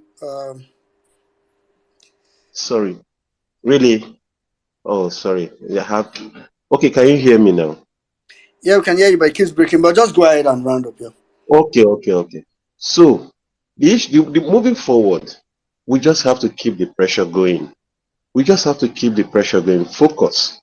And good thing, I already supported this press conference because I personally tweeted about our principal to make out his own press conference. Because what we are fighting for now, this bad economy, this bad leadership does not recognize whether you are any tribe or religion, whether whatever you are, black or white, it does not discriminate. So if we don't take our country back through the appropriate means, definitely whatever they put on us will affect us, whether you are in diaspora or you are in Nigeria. All we are praying for that definitely by the special grace of God, our effort, our labor will never be in vain. The sufferings of Nigeria is enough, and we have stood up to say we want our country back. We want the right process. We want to go through the right process, and they want to suppress us so that they can continue to have their ways. It will not continue like that. So by God's grace, anyway, we keep pushing. And I want to thank each and everyone so far so good for the success so far. We are winning. We are winning. We continue to be victorious by the special grace of God. Let me just submit my mic here. Thank you. All right. Thank you very much, Nekewe. All right, quickly, let's just go straight to Mr. Peter. Mr. Peter, kindly go ahead, sir. Good evening. Thank you. I've been listening from beginning, right on Emir Saddam and every other person. I didn't want to talk, but somebody made something of saying that America would not want us to have Peter B. America took Jonathan away. I think I played a major part in that campaign 2015. And I can say that the thing that came across the European and American was the same sex marriage thing that was passed in Nigeria, and it was at the center of Obama's policy. So that's how Obama came after we started. But David Asoro that he talked about was engaged by the APC to do consultancy work for them, to do lobby. American lobbying is not is a legal thing they use to do lobby for them and then do strategy for them on how to be able to put like Jonathan's down. It was an how they call it, the consultancy job, and it was well paid for it. Whatever happened to Jonathan government was Jonathan's fault, who was playing to the gallery because the same thing in 2019, everybody voted against Buhari and Buhari stayed. So I think that was his fault. Despite trying to be a good person, Nigeria does not deserve those kind of things. You repair Nigeria, then you can hand over Nigeria. Then it comes to the issue of whether the European country and every other major country supported and worked so hard, for Peter. It was obvious that the mistake was made on our part in Nigeria here, because maybe probably we have not understand. Young people started this force to install a government that would be able to change Nigerian, and put it on a fast forward trajectory for growth, but they did not understand that there were need for boot to be on ground for us to be able to stage very high resistance on the election day, because that highest level of citizen resistance would have been able to, deter them for the intention of rigging the election on 25th February. So I think that's where they got away. But if it was for the people, if it was for the determination, the drive, and international support, I think they were all on the side of Peter Obi. And we did not match it with the same energy to be able to now say, look, is either we do like this, we come outside, we stand in front of INEC headquarters. I've seen INEC panic. There's no doubt. In 2019, when the election was postponed, I saw the whole commission I was there. Not that I'm just giving you textbook story. How they panicked and they were afraid of what Nigerians will do, and then they almost went into hibernation. But unfortunately for them, Nigeria didn't react at the time. So I know if Nigeria has reacted this time, I believe that result would have been cut short and a new announcement would have been. Nobody tells anybody in government does not panic about what Nigeria. It is just that they know that one day Nigerians will wake up, but they were not expecting Nigerians to wake up that fast for 2023 election to try to take a party from obscurity to popularity, take a party from one corner to central corner, to take a party that was not even anywhere, to make it a national party. So it was a great thing. Then nobody suspected it. So I think which were carried out away by excitement and the euphoria of the success that were made by young people, and whatever energy that was put from online to downline. I saw materials, poster. Look, I've been in party management for a long time, and I know that it's not easy to make any party work. It's the most difficult thing to happen in Nigeria. If you buy as the camp for white people today, you will see how struggled in 2027. They might survive this one because they won't be qualified for the registration until 2027 after 2027 election. So it's not. It's the most difficult thing to happen in Nigeria. I've seen it. We form coalition upon coalition, but as long as it's not driven and acceptable by the people, it won't run. So that's why I see this thing magic. Today, every day, I try to want to understand how these young people who came on Twitter spaces, people like all of you, who try to galvanize people and then make it a fireball out of it that was rolling down from on top of one mountain, taking all over the whole Nigeria, winning Nasarawa, winning Lagos, winning places that were impossible for major parties to have won. Since 1999, PDP couldn't win Lagos. So it was incredible this thing. So I felt there were some strategies that were not in place by us. It's not an international conspiracy for Obi not to be president. I thought they were just some small mistakes that were made by all of us. I do not want to exempt myself because we should have given better advice and do what we would have done right to be able to make sure that citizens' resistance would have been the last gauge, that would have brought the trophy home by 25th, 26th of February 2023. But we wanted to leave it to fate as normal Democrats that we are, and to be able to speak the grammar through it. These guys don't know grammar. These guys believe in grabbing, smashing, and running away. Ballot box snatching, Togri, ballot box stuffing. They were the major orchestrators of this kind of system.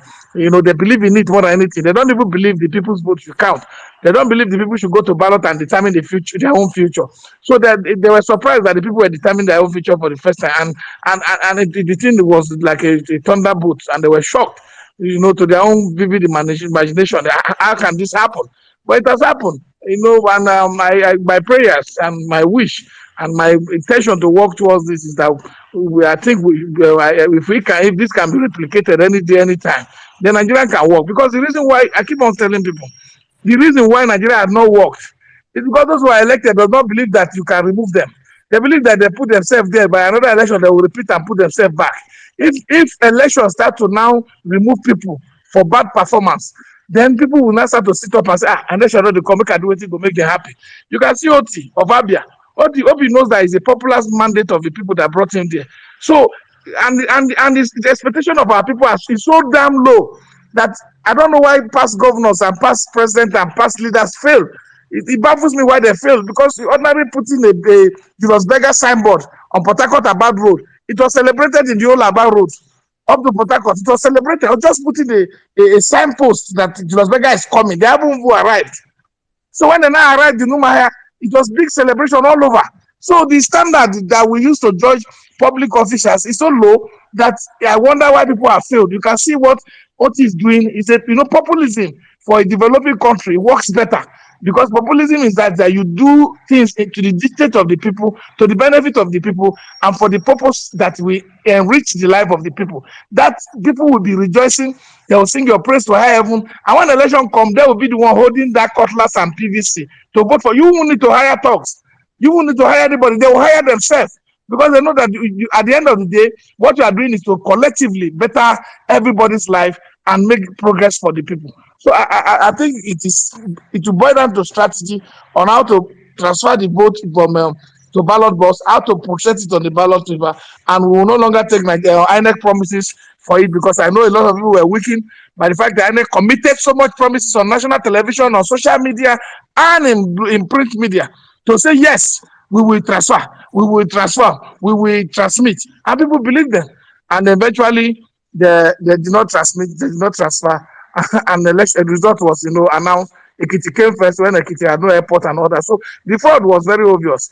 And I only just want to compare this, congratulate people, encourage them, and I say no. It is what if you have done this, I believe you can do great things. So thank you for all you do. God bless everyone. All right. Thank you very much. Thank you very much, Mr. Peter. Thank you for all you do as well. Thank you for all you have been doing to make sure we have a better Nigeria. All right, Are, I can see you are here now. Your network, eh? If you give person weak clue. Are you there?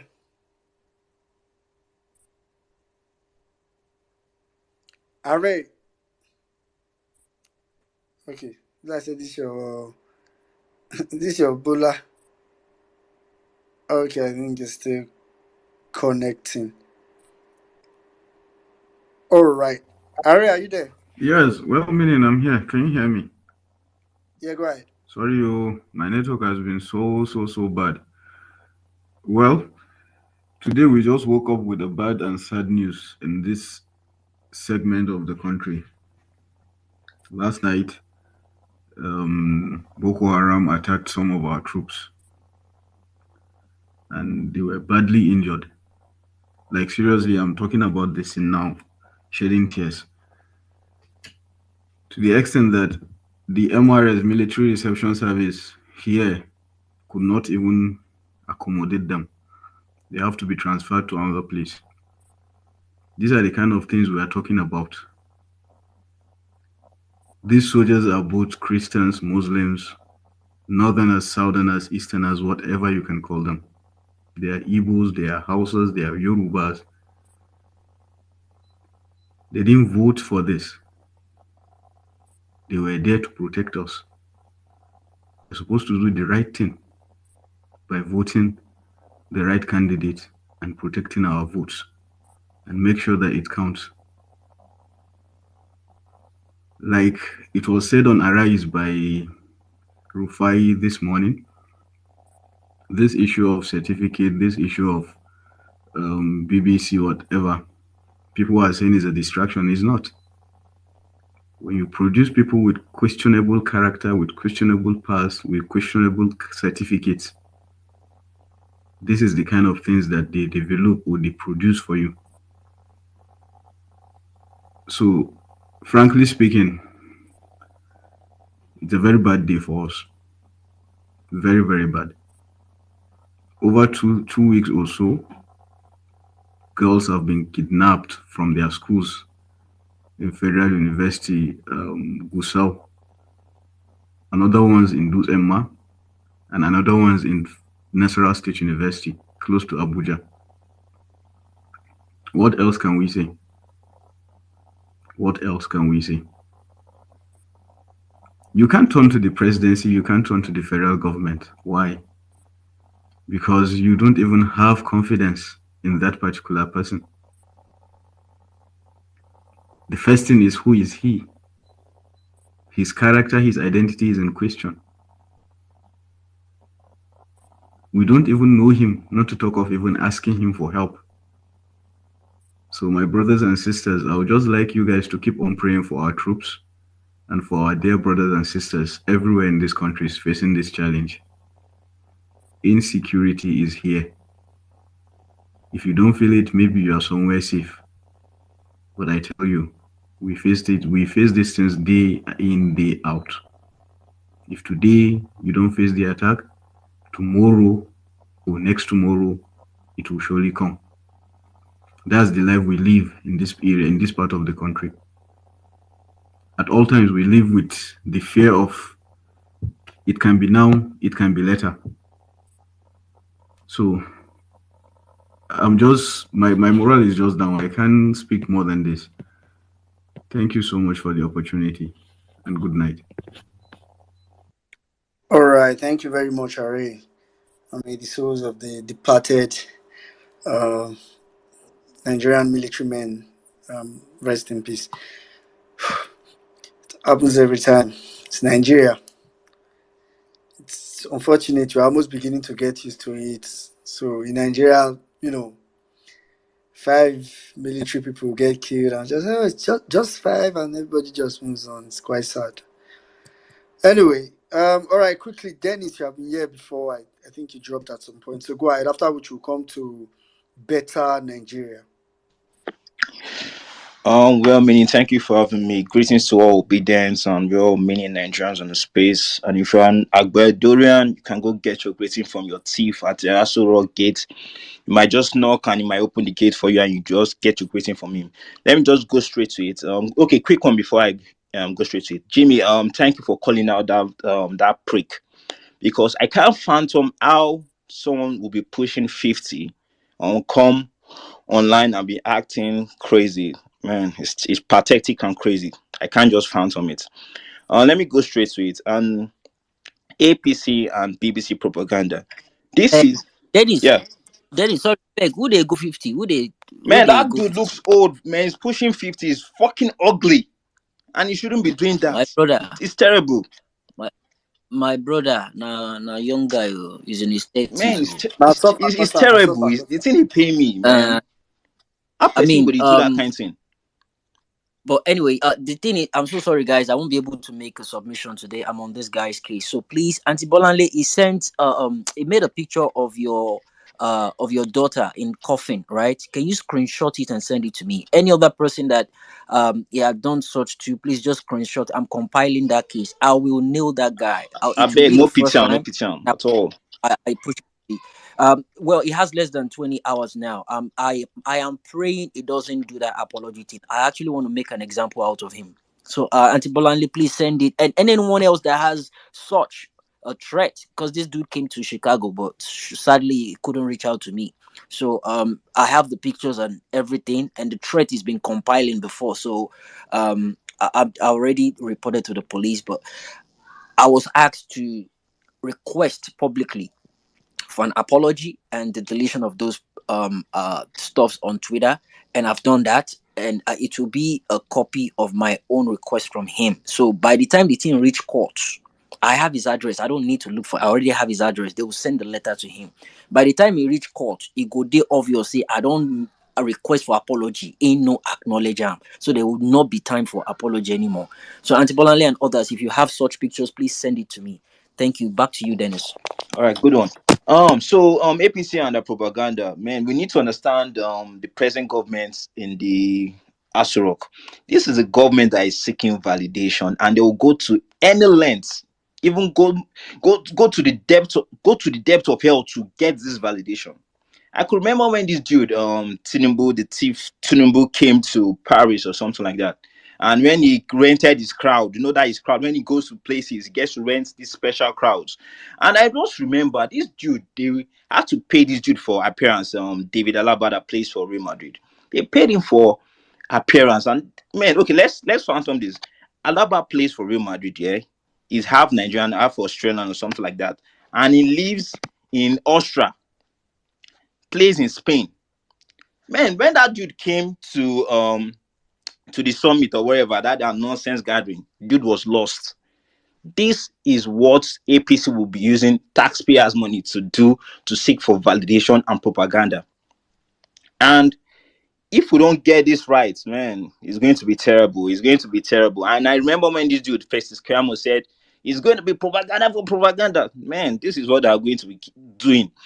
Having over 20 media aides to be spilling rubbish, spilling propaganda. Then tell me, how would this government work for you?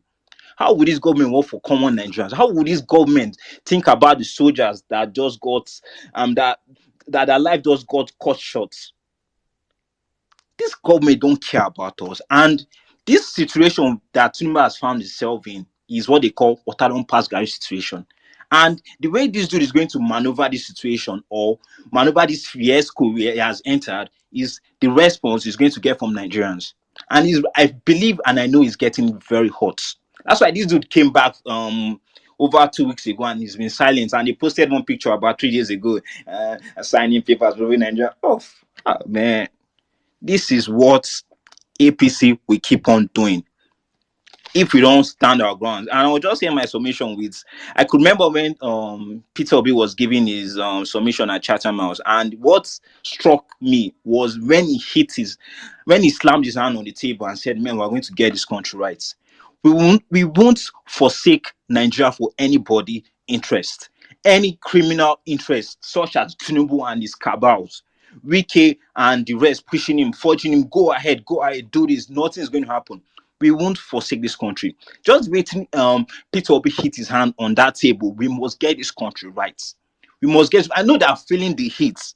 They're feeling it, and they will keep on bringing other folks like BBC and whatever to come and be spilling rubbish. But we'll fight them back. We'll fight them back. Nigeria, we should do what we are meant to do. And I think I'll hear my mic from here, man. Thank you for having me. Good night, everyone. All right. All right. Thank you very much, Dennis, for coming around. All right. Quickly, we'll go to Better Nigeria, after which we'll come to Crest Crown.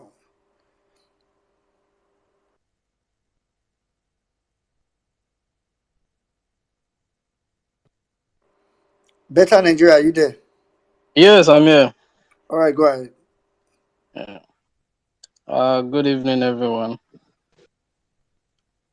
I greet us all.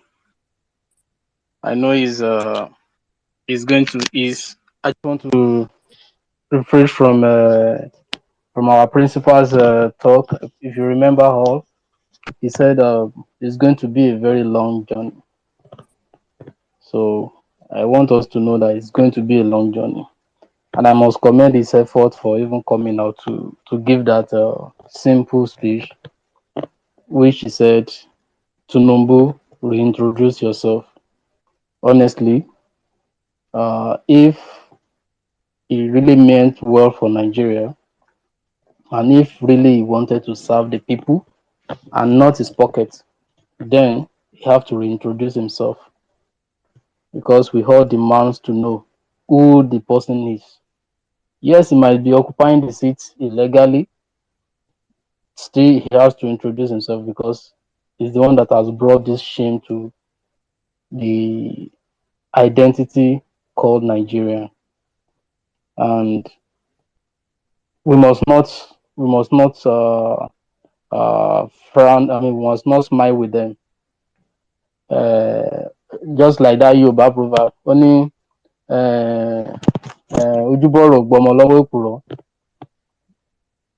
And that's just the true thing. We can't just is the kingdom of God suffer violence, and violence taken it by force. We are not going to use violence, but we are going to use our power, our voice, to take over what belongs to us. And also the BBC propaganda of the thing. I know it is it was actually deliberate attempt. If you all look through the newspaper headings today, they never even make mention where Obi said he should reintroduce. They were trying to mingle Obi, Atiku, all against wall on Tinubu. No, because they were just trying to mix it up, and BBC validate, find this, and I know they have something they are up to. They are party of propaganda. It's an association of propaganda, and its propaganda cannot fly for long. It's one day, the truth will overtake it. And I believe that our truth, by our actions, our continual actions, to continue to call them out. If you follow the tweet of Rufai of recent, you will see what he has been posting. That yes, they are ganging not small against the media.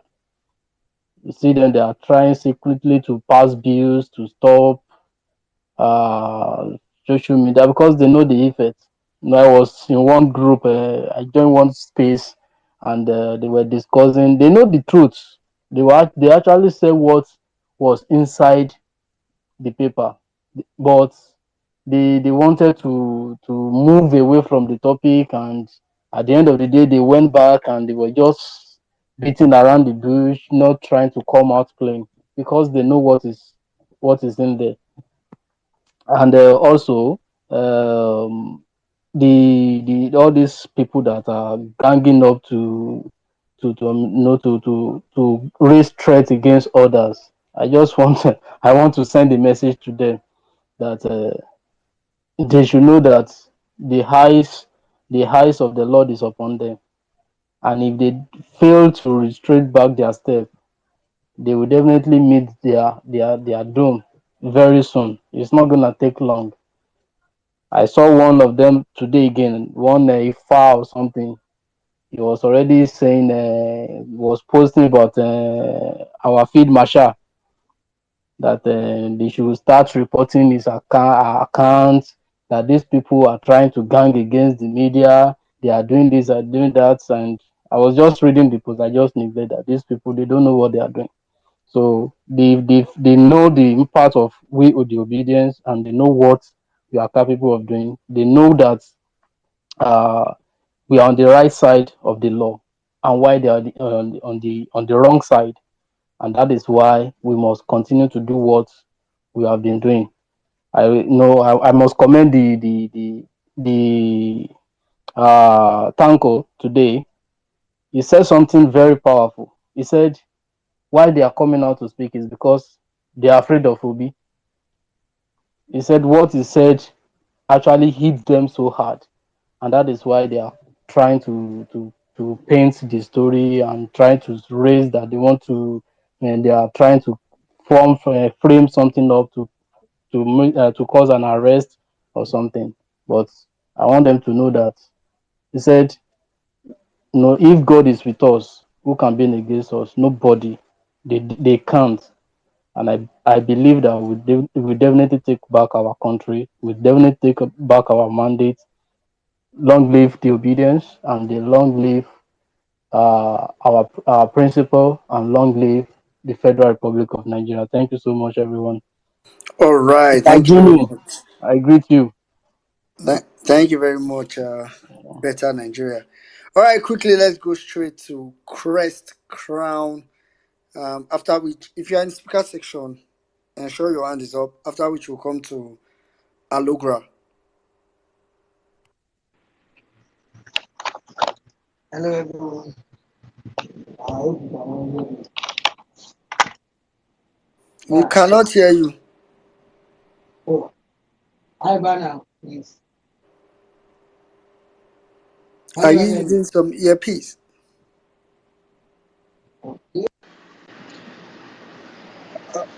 Yeah, hello everyone. I think it should be clearer now.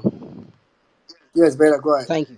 Uh, I've been listening into this space for a while now, but unfortunately, I've never had any opportunity to talk. But I've been busy, and let me put it out there that okay, it's not a fake account because I know some of us are wondering why you're seeing a female on the this thing. Yes, the avatar. Why a male voice is speaking? Do you know of the account and myself? He happens to be that's my partner. So we listening together while I'm working. But I just thought I should a couple of my view after because there's a whole lot of frustration going on when you think about Nigeria's situation and you digest everything at some point you just feel like just like kind of give up and You don't even want to do anything. Like whatever happens, happens, because it gets very frustrating at some point. Today happens to be one of those days because in the afternoon while I was working too, she tuned into one space and she was listening and a couple of agitations here and there. And at that state, I just like everybody should just lock up. And for me, what I've realized is Nigerians as a whole, we are one kind of people like there's a saying that when you're chasing someone, when the person gets to the wall, the person kind of turn back to you and face whatever or whoever is chasing him or her. But I think the situation in Nigerians, we Nigerians, what we do is when we get to that wall, we break it, then we find a way to break that wall, and keep moving until we hit the next wall again. We keep breaking. And what I said today was when everybody was just agitated, and I said, I think until it gets to that point when we finally reach maybe a ditch or a big ocean where everybody now realize that, okay, this is a point of no return. I don't know when that thing gets to a very high level.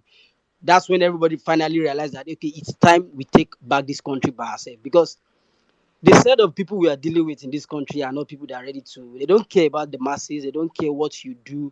They don't care about doing the right thing. They don't care about the rule of law or anything. They will go any length to make sure they stay in power. They will go any length to make sure they remain the oppressors. And so that is the point. So, and until you're able to stand up, they say at the point when you finally give it, like you like when fear it's over, that is when life starts. Like that is when you start living. So we realize that, okay, I think it's time that everybody now realize it's a collective effort that we do this together, and it's not just by sitting down and complaining that we all agitating that we can do this. That is when this can happen. And for now, like we were saying this afternoon, a whole lot of people say, okay, tomorrow let's go out and do this. A whole lot of people will tell you that, wo tó bá ti dójú ẹ̀ jẹ́ padà sílé, like when it gets to a point, I can't die for this country. So we still have a larger percentage that is not even ready to do that for this country. And if we are at that point, I'm not sure we are ready yet. That is one angle. Another thing is I've been looking at some extras, maybe screenshots and all of that from the deposition for a while now. I've not really had time myself to go through it, but which today I kind of finish up with one batch of my work, and I think I now had time to sit down with it. I was reading it, and what I realized is I said CSU from that deposition. Sorry, I might probably be taking us back to some of the things that have been discussed before. From that deposition, clearly find a way to give this man a soft landing, or gave them an angle to twist the narrative.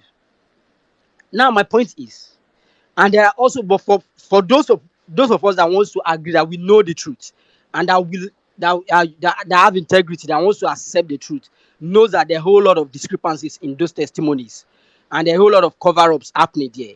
But the truth is, we having those notions and knowing these things is not just enough that you can say, okay, because I was saying that this set of people we are dealing with, they are the kind of people that when you catch them red-handed, the moment you remove your hand, they are still going to tell you that you did not catch them. So you have to hold them and hold them there. You keep holding them until you're able to prove it that, okay, I've held you there and I'm holding you. That is when you can now prove that, okay, yes, they are guilty. My point is this: with this level of discrepancies and a whole lot of that, everything inconsistency in the testimony given from that deposition, is there any further step that can be taken?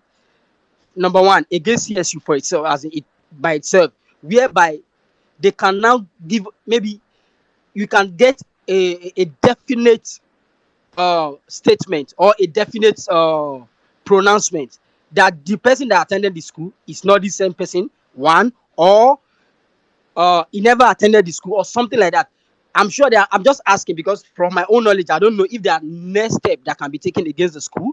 One, maybe through FBI or any other law enforcement agency in the US, which I believe, yes. And first of all, I think I should have done that first. I commend everyone that have been, like everyone I've listened to on this space, for what you guys are doing. I really commend you for your selfless efforts you've been putting forward. It's a whole lot to do that for a country like Nigeria. It's a whole lot. It takes a lot of courage, and I really, me as a person, I so much commend that.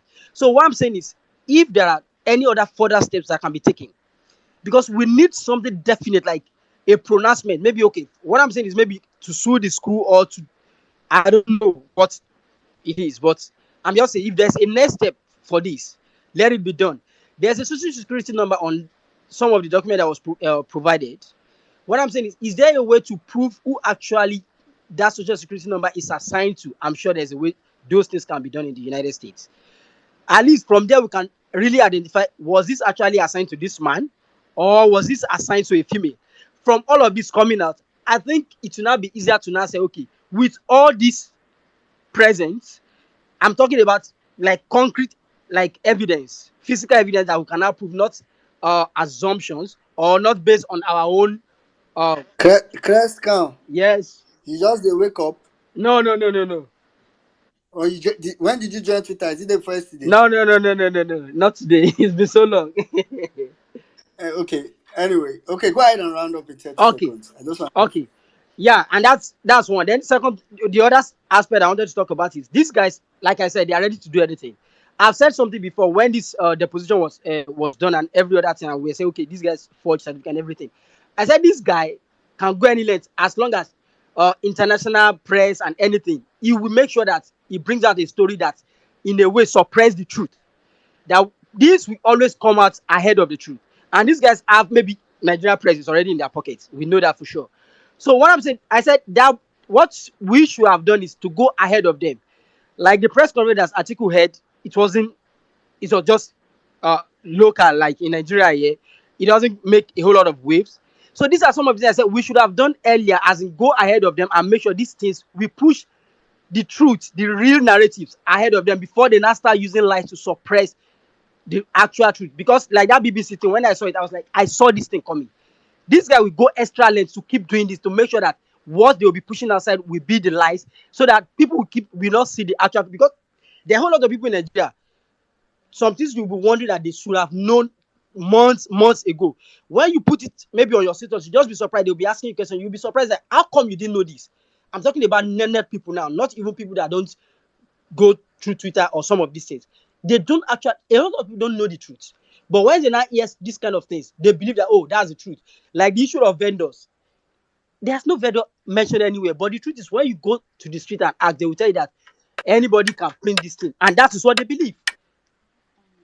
So just to round up, what I'm saying is, let's find a way. Okay, we know these people, they will always play dirty. So my point is, for every angle we know that they can always come out, we should look for a better way to counter them, or to go ahead of them before they even start doing this, because so that we don't end up playing catch up with them. Thank you very much. I yield. All right. Thank you very much, Chris Crown. So I actually know. I understand your submission perfectly. But the only thing I would just want to say to you, and probably to anybody that also thinks like that. Let me tell you what will happen. So I think I said this earlier on the space. Whatever evidence is available currently is enough for any court.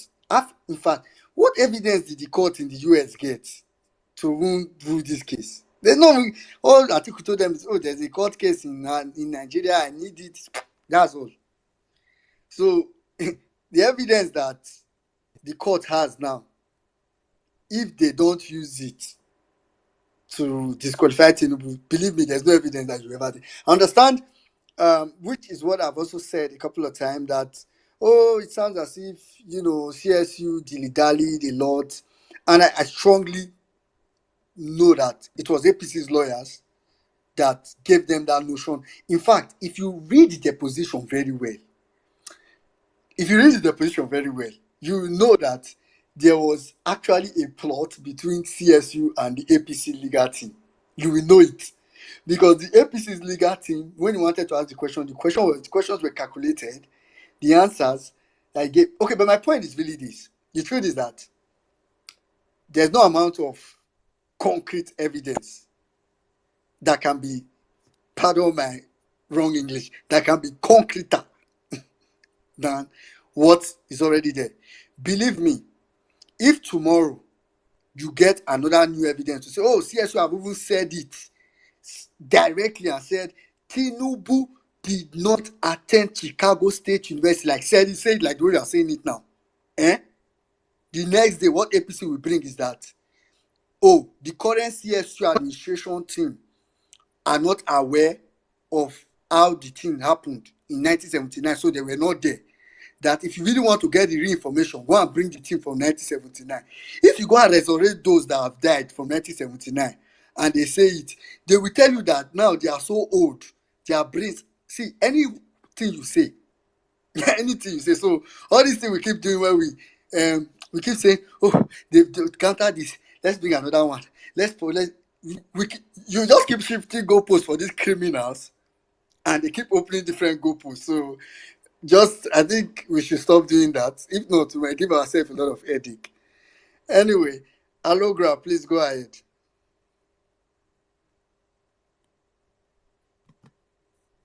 Allogra, are you there? Hello, good evening, all.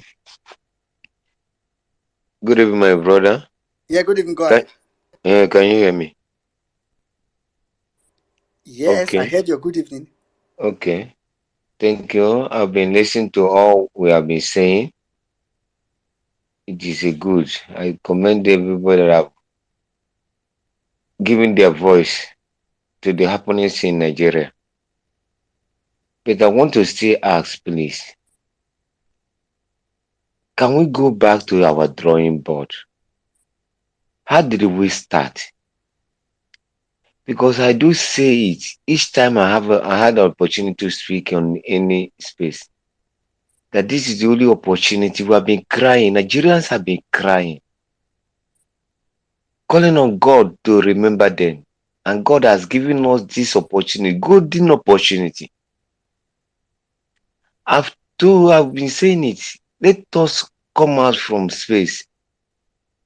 Even if once in a week or Saturdays, we will show these people that we are. Because me looking at it, they are saying that it's only on Twitter. That's why whenever they want to refer to Nigerians, they will say they are only on space, they are only on media, they are only on media. They want to control media now. If you can move out, take action, even if once in a week. So this will send them signal that these people are active, they are coordinated though. So that even the Supreme Court judges will be mindful of how they will dispense this judgment. If not, they will take off for granted again. Now they have been giving us hints on how their decision. All right, Allogra. Huh?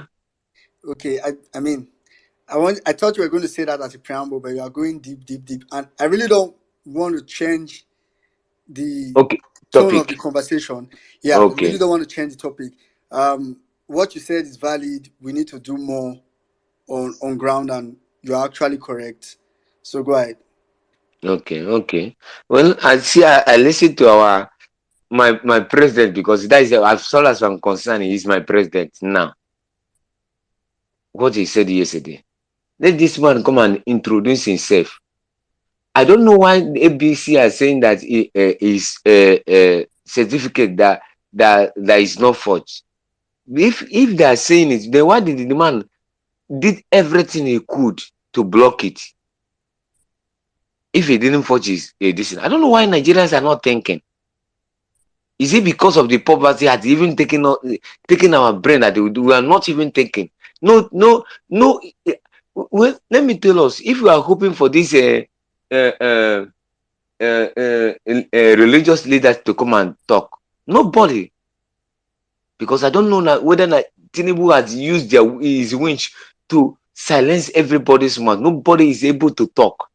Nobody wants to take. But bear it in mind that if this case should be P2B or Atiku, by now EFCC, DSS, police, army, everybody have, even all these security agents have, in fact, by now I've arrested them.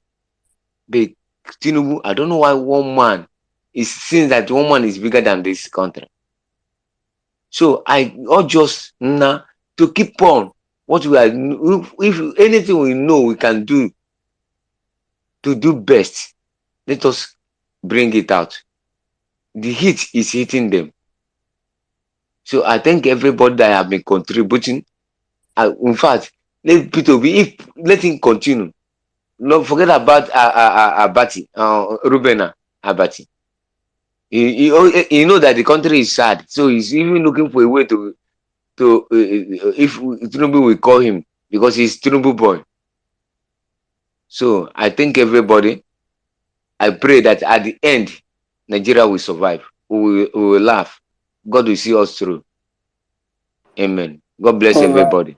All right. Thank you very much, Alogra. Mm. Thank you very much. And for that call out for Nigerians, although I don't subscribe to, the whole blackmail of, oh, we only do talking on social media. I think a lot of the things that have been done on social media have been very, very, very effective, but we can't ignore the fact that there are limitations to how effective it can be, especially um, with Nigeria and the current structure of criminality.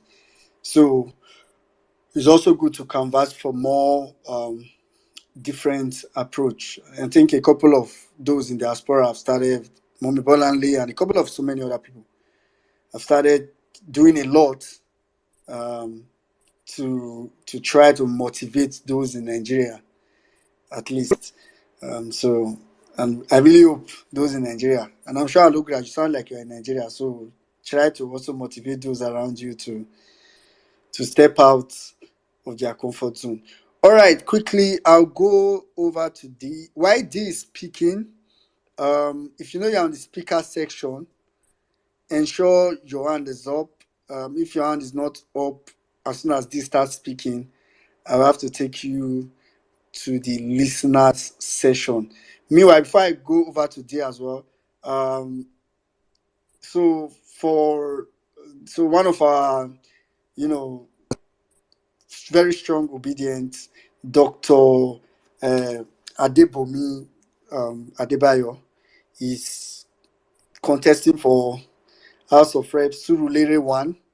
So I think that's the seat that Bajabia Miller um, actually vacated from before he will become positionless very soon. So let's extend our support to her in any way, especially if you are in Surulere, of course. Try to go out in that election. I don't know if the day has been fixed yet, but let's extend our support to her, even if it's just retweeting her flyers, making her a little bit more popular, more known, and all that. From what I've gathered, she was quite instrumental for Peter Obi during the presidential election in Lagos. So I think it's another way for us to show our support to her. All right, quickly, like I said, if this is speaking or when this is speaking, if there's no hand up among those still in the speaker section, then we have to drop. I'll have to drop you. All right, D, go ahead. Yeah, thank you very much for having me. This is the first time I think I'm opportune to speak on this platform. I will quickly want to put my own opinion. I don't know if I can, I don't live in Nigeria, but I think it's better for people that doesn't stay in Nigeria to coordinate a lot of things regarding this. We know how Nigerian system works. I will not tell anybody to go and get a placard and do anything because we know. Look at the boy that has been in police cell for the past 2 months now. Nobody has done anything to get him out. Even if they have to just go to the police station every day, they can't kill them, but nobody will come out. Well, I just believe that there should be a proper arrangement on space somewhere, like maybe I live in United Kingdom. If it's just maybe once a week we announce a date, people that can come out. If it's only 30, 40, do it in US, do it in Germany, do it. Let's embarrass the government. We can do it here because we have freedom. There's nothing anybody can do for you. They can't stop us from protesting. In Nigeria, I know it's the other way around. And I know a lot of people are scared of the government, which is normal. But I believe people in diaspora should do more. It shouldn't be about allowing people to talk on the space and talk and talk, and you listen and listen and listen. How long are you gonna listen for? People in Nigeria have already tried. They came out on the 25th of February, they voted, they killed some, they brutalized some. What happened to the people in diaspora? According to their statistics, they said people in diaspora are up to like 20 million. If truly they are up to like 20, where are they? What are they hiding? In UK, even if you don't have paper, you can still go out and protest. Nobody will harass you. I believe most of these spaces should put that like proper arrangement, like make it like a point of duty that okay, in Germany they're gonna do something on this so date, people go there. Let people come out and protest and make their intention known to the government. That one is even more embarrassing and shameful to this government than all these things you guys are doing in Nigeria, because they don't want their dirty linen to be out there in public. But we can do it here, and it will even go more viral than what they are doing in Nigeria. That's just my contribution. Thank you. All right, thank you very much, D. Quickly, I'll go straight to Siko Saivo, after which I'll come to Trudy.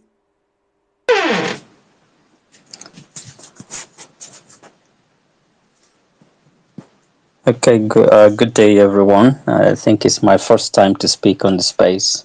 I've been a listener all along, and I want to thank you all for all you do.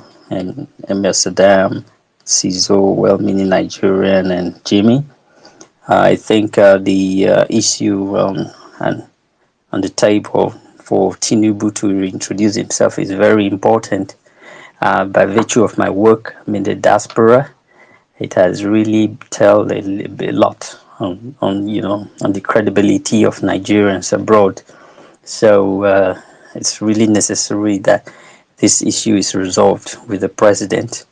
And in terms of the APC and BBC, we have to keep controlling the media, the narrative. I've happened to work in Asia before, and I'm very conversant with the Communist Party. The one way that they have been able to work very well is by brainwashing the people. So they sort of promote a single narrative. And so, but when you have a counter, you have to do counter for counter. That's what the Obedient family has been doing. Thanks to Parallel Facts for pushing the narratives back to back with the traditional media. The social media has come to stay, and it will always remain. And in terms of the PO's board press conference, it was timed, and it was also a back-to-back. So we have to keep doing it, what we are doing. What you are doing personally, in the group or in any form, is all part of the battle. You don't rest until the enemy rests. But if the enemy continues, we have to keep on. So once again, I thank you all. It's my first time to speak on this space. Thank you for giving me the time. Thank you very much. All right, thank you very much, Siko Silo. Thank you very much. Trudy, or Trudy, please go ahead. Yeah, After which we yeah. come to Nikki. Good evening, everyone. Good afternoon, wherever you are.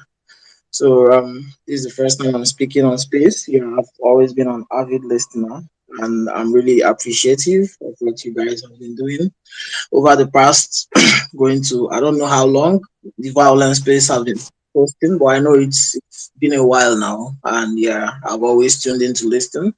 And like I'm always awed by the very very intelligent contributions I hear from my fellow Nigerians.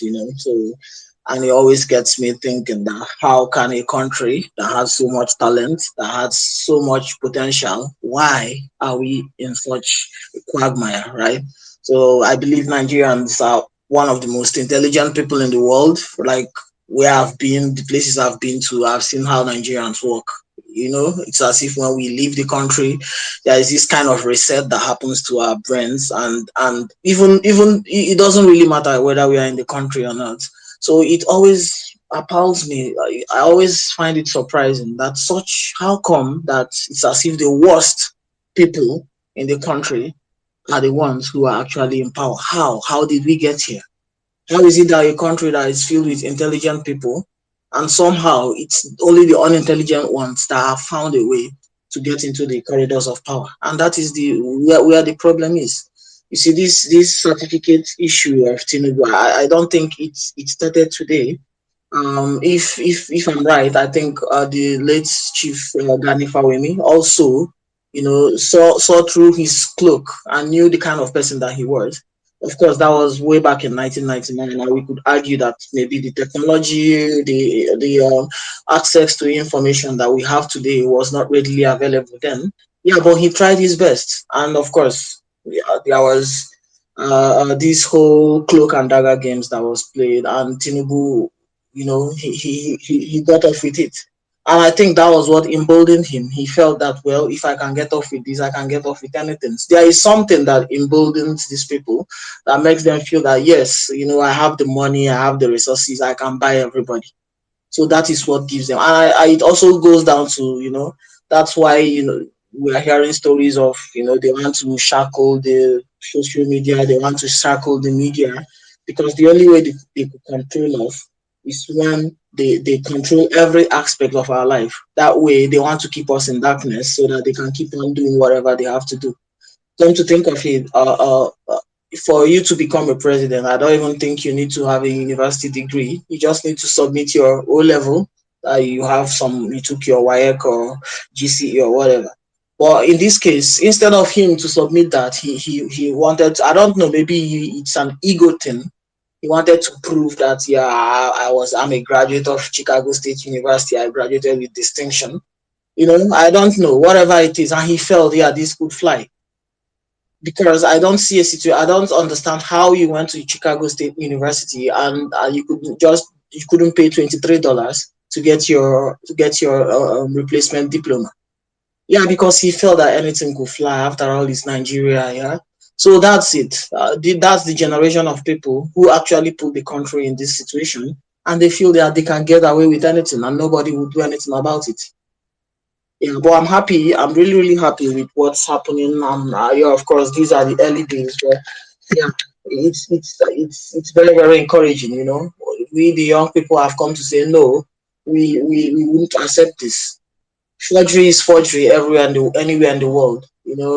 We, no matter how you want to see it, the law is clear.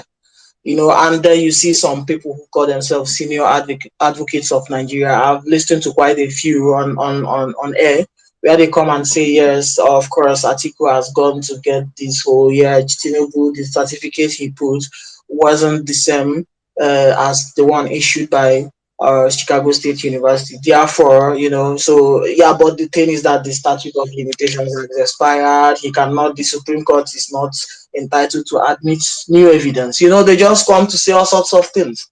But the same Supreme Court, it was stated that you cannot enjoy the benefits of a position that you are not qualified for. So, when these people come online, they start trying to obfuscate things. Instead of them to say things the way they are, they keep on. I don't know why Nigerians, people who call themselves SANs, who claim to have no political association, and they still come up and make such claims, trying to embolden the oppressors. So it's really, really awful, right? This whole thing is a mess.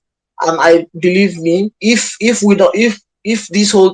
Tinubu gets off with this, I don't know. I don't see how people are ever going to take us serious anymore. Because the truth is, when your president is actually like the number one person who launders the image of a country. So imagine if everybody knows, yeah, this guy is a scam. He's a scam. He's had run-ins with the FBI in his past. He has a shady past. Nobody knows his history. Nobody knows his parents, his brothers. Nobody has even come up and say, yeah, I attended the same primary school. No primary school pictures. Nothing. He's just like a ghost, yeah, and comes up, he has some criminal past, and then there is this forgery. And then this person became president of Nigeria. Like, seriously, people will be like, how did this happen? Because nobody is going to take him serious. So if no one takes the president of Nigeria serious, then imagine how the spill-off will be on the citizens. Yeah, so I think this is actually deeper. It's really, really deeper. Even going comparing when Pablo Escobar in Colombia, he tried to become president of Colombia, but it didn't work. In as much as the country was at then mired with lots of drug related issues, people on the streets were dealing drugs and all that, but he didn't get to become president of Colombia. So that goes along to show a long way to show you that even at its worst period, it was as if the Colombians still had value more than we in Nigeria have to allow such a person to become the president of Nigeria. It's like the worst. This is the worst thing that has ever happened. I don't know anything that is worse than this. Yeah, even if we go back and say, yeah, even when we didn't have democracy, we had some military. When we are under military regime, even the military presidents, they didn't have this kind of baggage with them.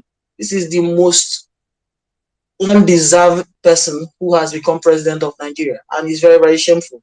Seriously. So that's just all I can say about this. I just like I said, today is my first day, and I'm also happy for what we've been doing so far. Yeah. So if just like the speaker before me said, if there is a way we could, collaborate and kind of, especially those in the diaspora who have a little bit of freedom, we could still keep on, making some kind of pressure, putting pressure on the international community. I don't know, like of course we have to solve our problems as Nigerians, but we just have to try, to kind of be, to bring up this awareness so that we know whether we could put pressure on the Supreme Court, because we all know what is going to go down there. If nothing happens, we know what is going to go down. All this script has been played out. The way they just they just ignored the whole evidence in the PEPT. That is what exactly is going to play out in the Supreme Court. So that all of them, they are all the same. All these people, they are all from the same cut from the same cloth. So I myself, I'm not optimistic of the Supreme Court. I don't know what they're going to do. So at this point, I yield the mic. Thank you very much for giving me this opportunity to speak. All right. Thank All you. right. Thank you very much, Trudy. Welcome. All right. Quickly, let's go straight to TK. Hey, hi everyone. Good evening from my end. I've not been on space I've been on the space for a while, but I've not been talking. I just want to share what happened to me quickly.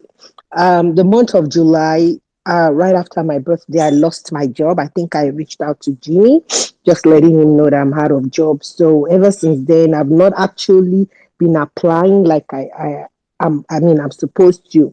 But for some reason, I got back again into the job market and I started applying for jobs, and I got an interview. And to my greatest surprise, after the whole thing, because it's like I'm a risk analyst as well as an IT auditor. So I did the first stage and then the second stage of interview. Then after the whole thing, one of them just asked me, "Hey, what is happening in Nigeria?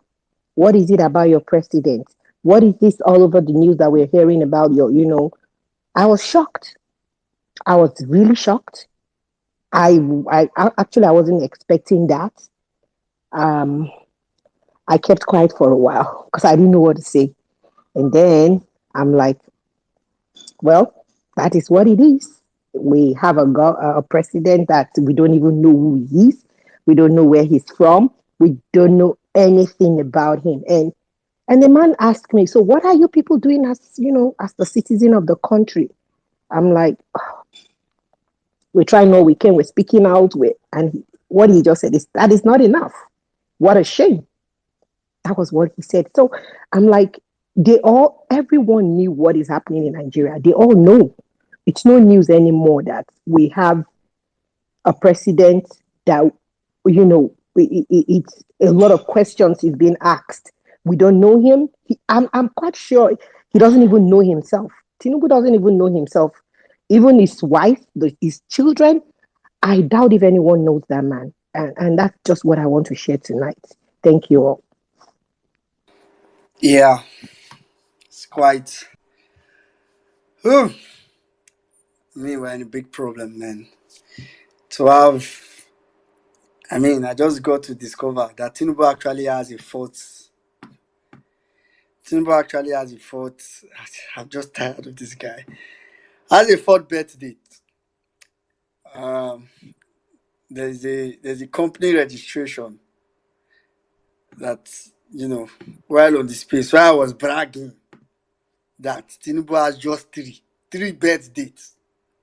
Someone sent me company registration of Tinubu where a birthday was stated as March 1st, 1950. So now we have March 1st, 1950, March 29th, 1952, March 29th, 1954, March 29th, 1955. Okay, okay, okay. No, I refuse to run mad. Tinubu, there's no way, there's no way we can deal with Tinubu in this country. And anyway, I think that's the fair place to close the space. It has been a long space. At least I've been here for the past 5 hours. Actually, I think this is probably the on a weekday space. This is probably the highest number of speakers we've taken ever. Um, and that was owing to the fact that, you know, Jimmy Jimmy is busy trying to take down, rightly so, someone that is a threat and a nuisance to society. So, and I really hope he doesn't apologize before tomorrow for the betterment of society, because such people are not, they don't deserve to be living among us, whether in America or anywhere in the world. So Jimmy couldn't make his submission, of course. And NCs, of course, I'm sure NCs have been busy as well. And sometimes it's just nicer to listen to other people make submissions actually. So we were able to take a good number of submissions. Apologies to the few people that probably are still requesting that we couldn't take. Apologies. Um, we've been here for some time and we need to round up. So, Saddam, over to you.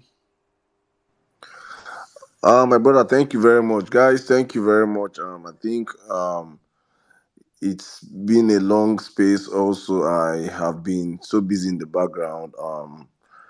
It's just been a very busy day for all of us, but we just had to make this work. No matter how we can. Thank you, well-meaning, for holding it down. Thank you to all of you that came out today one more time. Thank you, N6, Jimmy, every one of you that came out to speak and did not get a chance to speak. Please, it's not intentional. It's just that, as we always say on the platform, we try to put a time cap to the space. 4, 5 hours, 6 hours sometimes. That's one full shift. So we have to always consider ourselves also. So please, thank you guys. We'll be back here hopefully on Saturday. God willing, 5 p.m. Nigerian time. Thank you to all our listeners that have been here. Thank you. I see all our big handles. I think TK, thank you. Guys that could not come up to speak, I beg, make no vex. So it's not intentional. Please. We'll be back again on Saturday. Hopefully on Saturday you get a chance to speak. And hopefully on Saturday, please request the mic on time and it will get to you. All right, guys, just please keep the conversation going on. Keep doing what you have to do. Some people will be out on the streets this weekend across the world. Please find your city and link up. I think I've gotten to that point whereby nobody should come and be asking anybody what you should do or what you should not do. If you're not tired of the status quo, you can sit down at your house and continue watching. If you're tired of the status quo, you start mobilizing from your area and start asking yourself, what should I do? Nobody's going to spoon feed anybody in this new Nigeria we're trying to build. It should be a collective effort of everybody intentionally doing something. If you're not doing something, you're doing it wrong. If you're waiting for God to lead you, you're waiting in vain. It's important you understand these simple basic tenets and understand that what are you doing? The question you should ask yourself, what am I doing today to further the cause? What are you doing today to further the cause? So guys, thank you very much. We'll be back on Saturday. Hopefully on Saturday we'll be less busy. We'll be back here discussing issues, having feedbacks from Nigerians. Because I am certain that some Nigerians will be across the world tomorrow out there. Some will be out there in the weekend just to show solidarity. that they are against this regime, this criminal in power.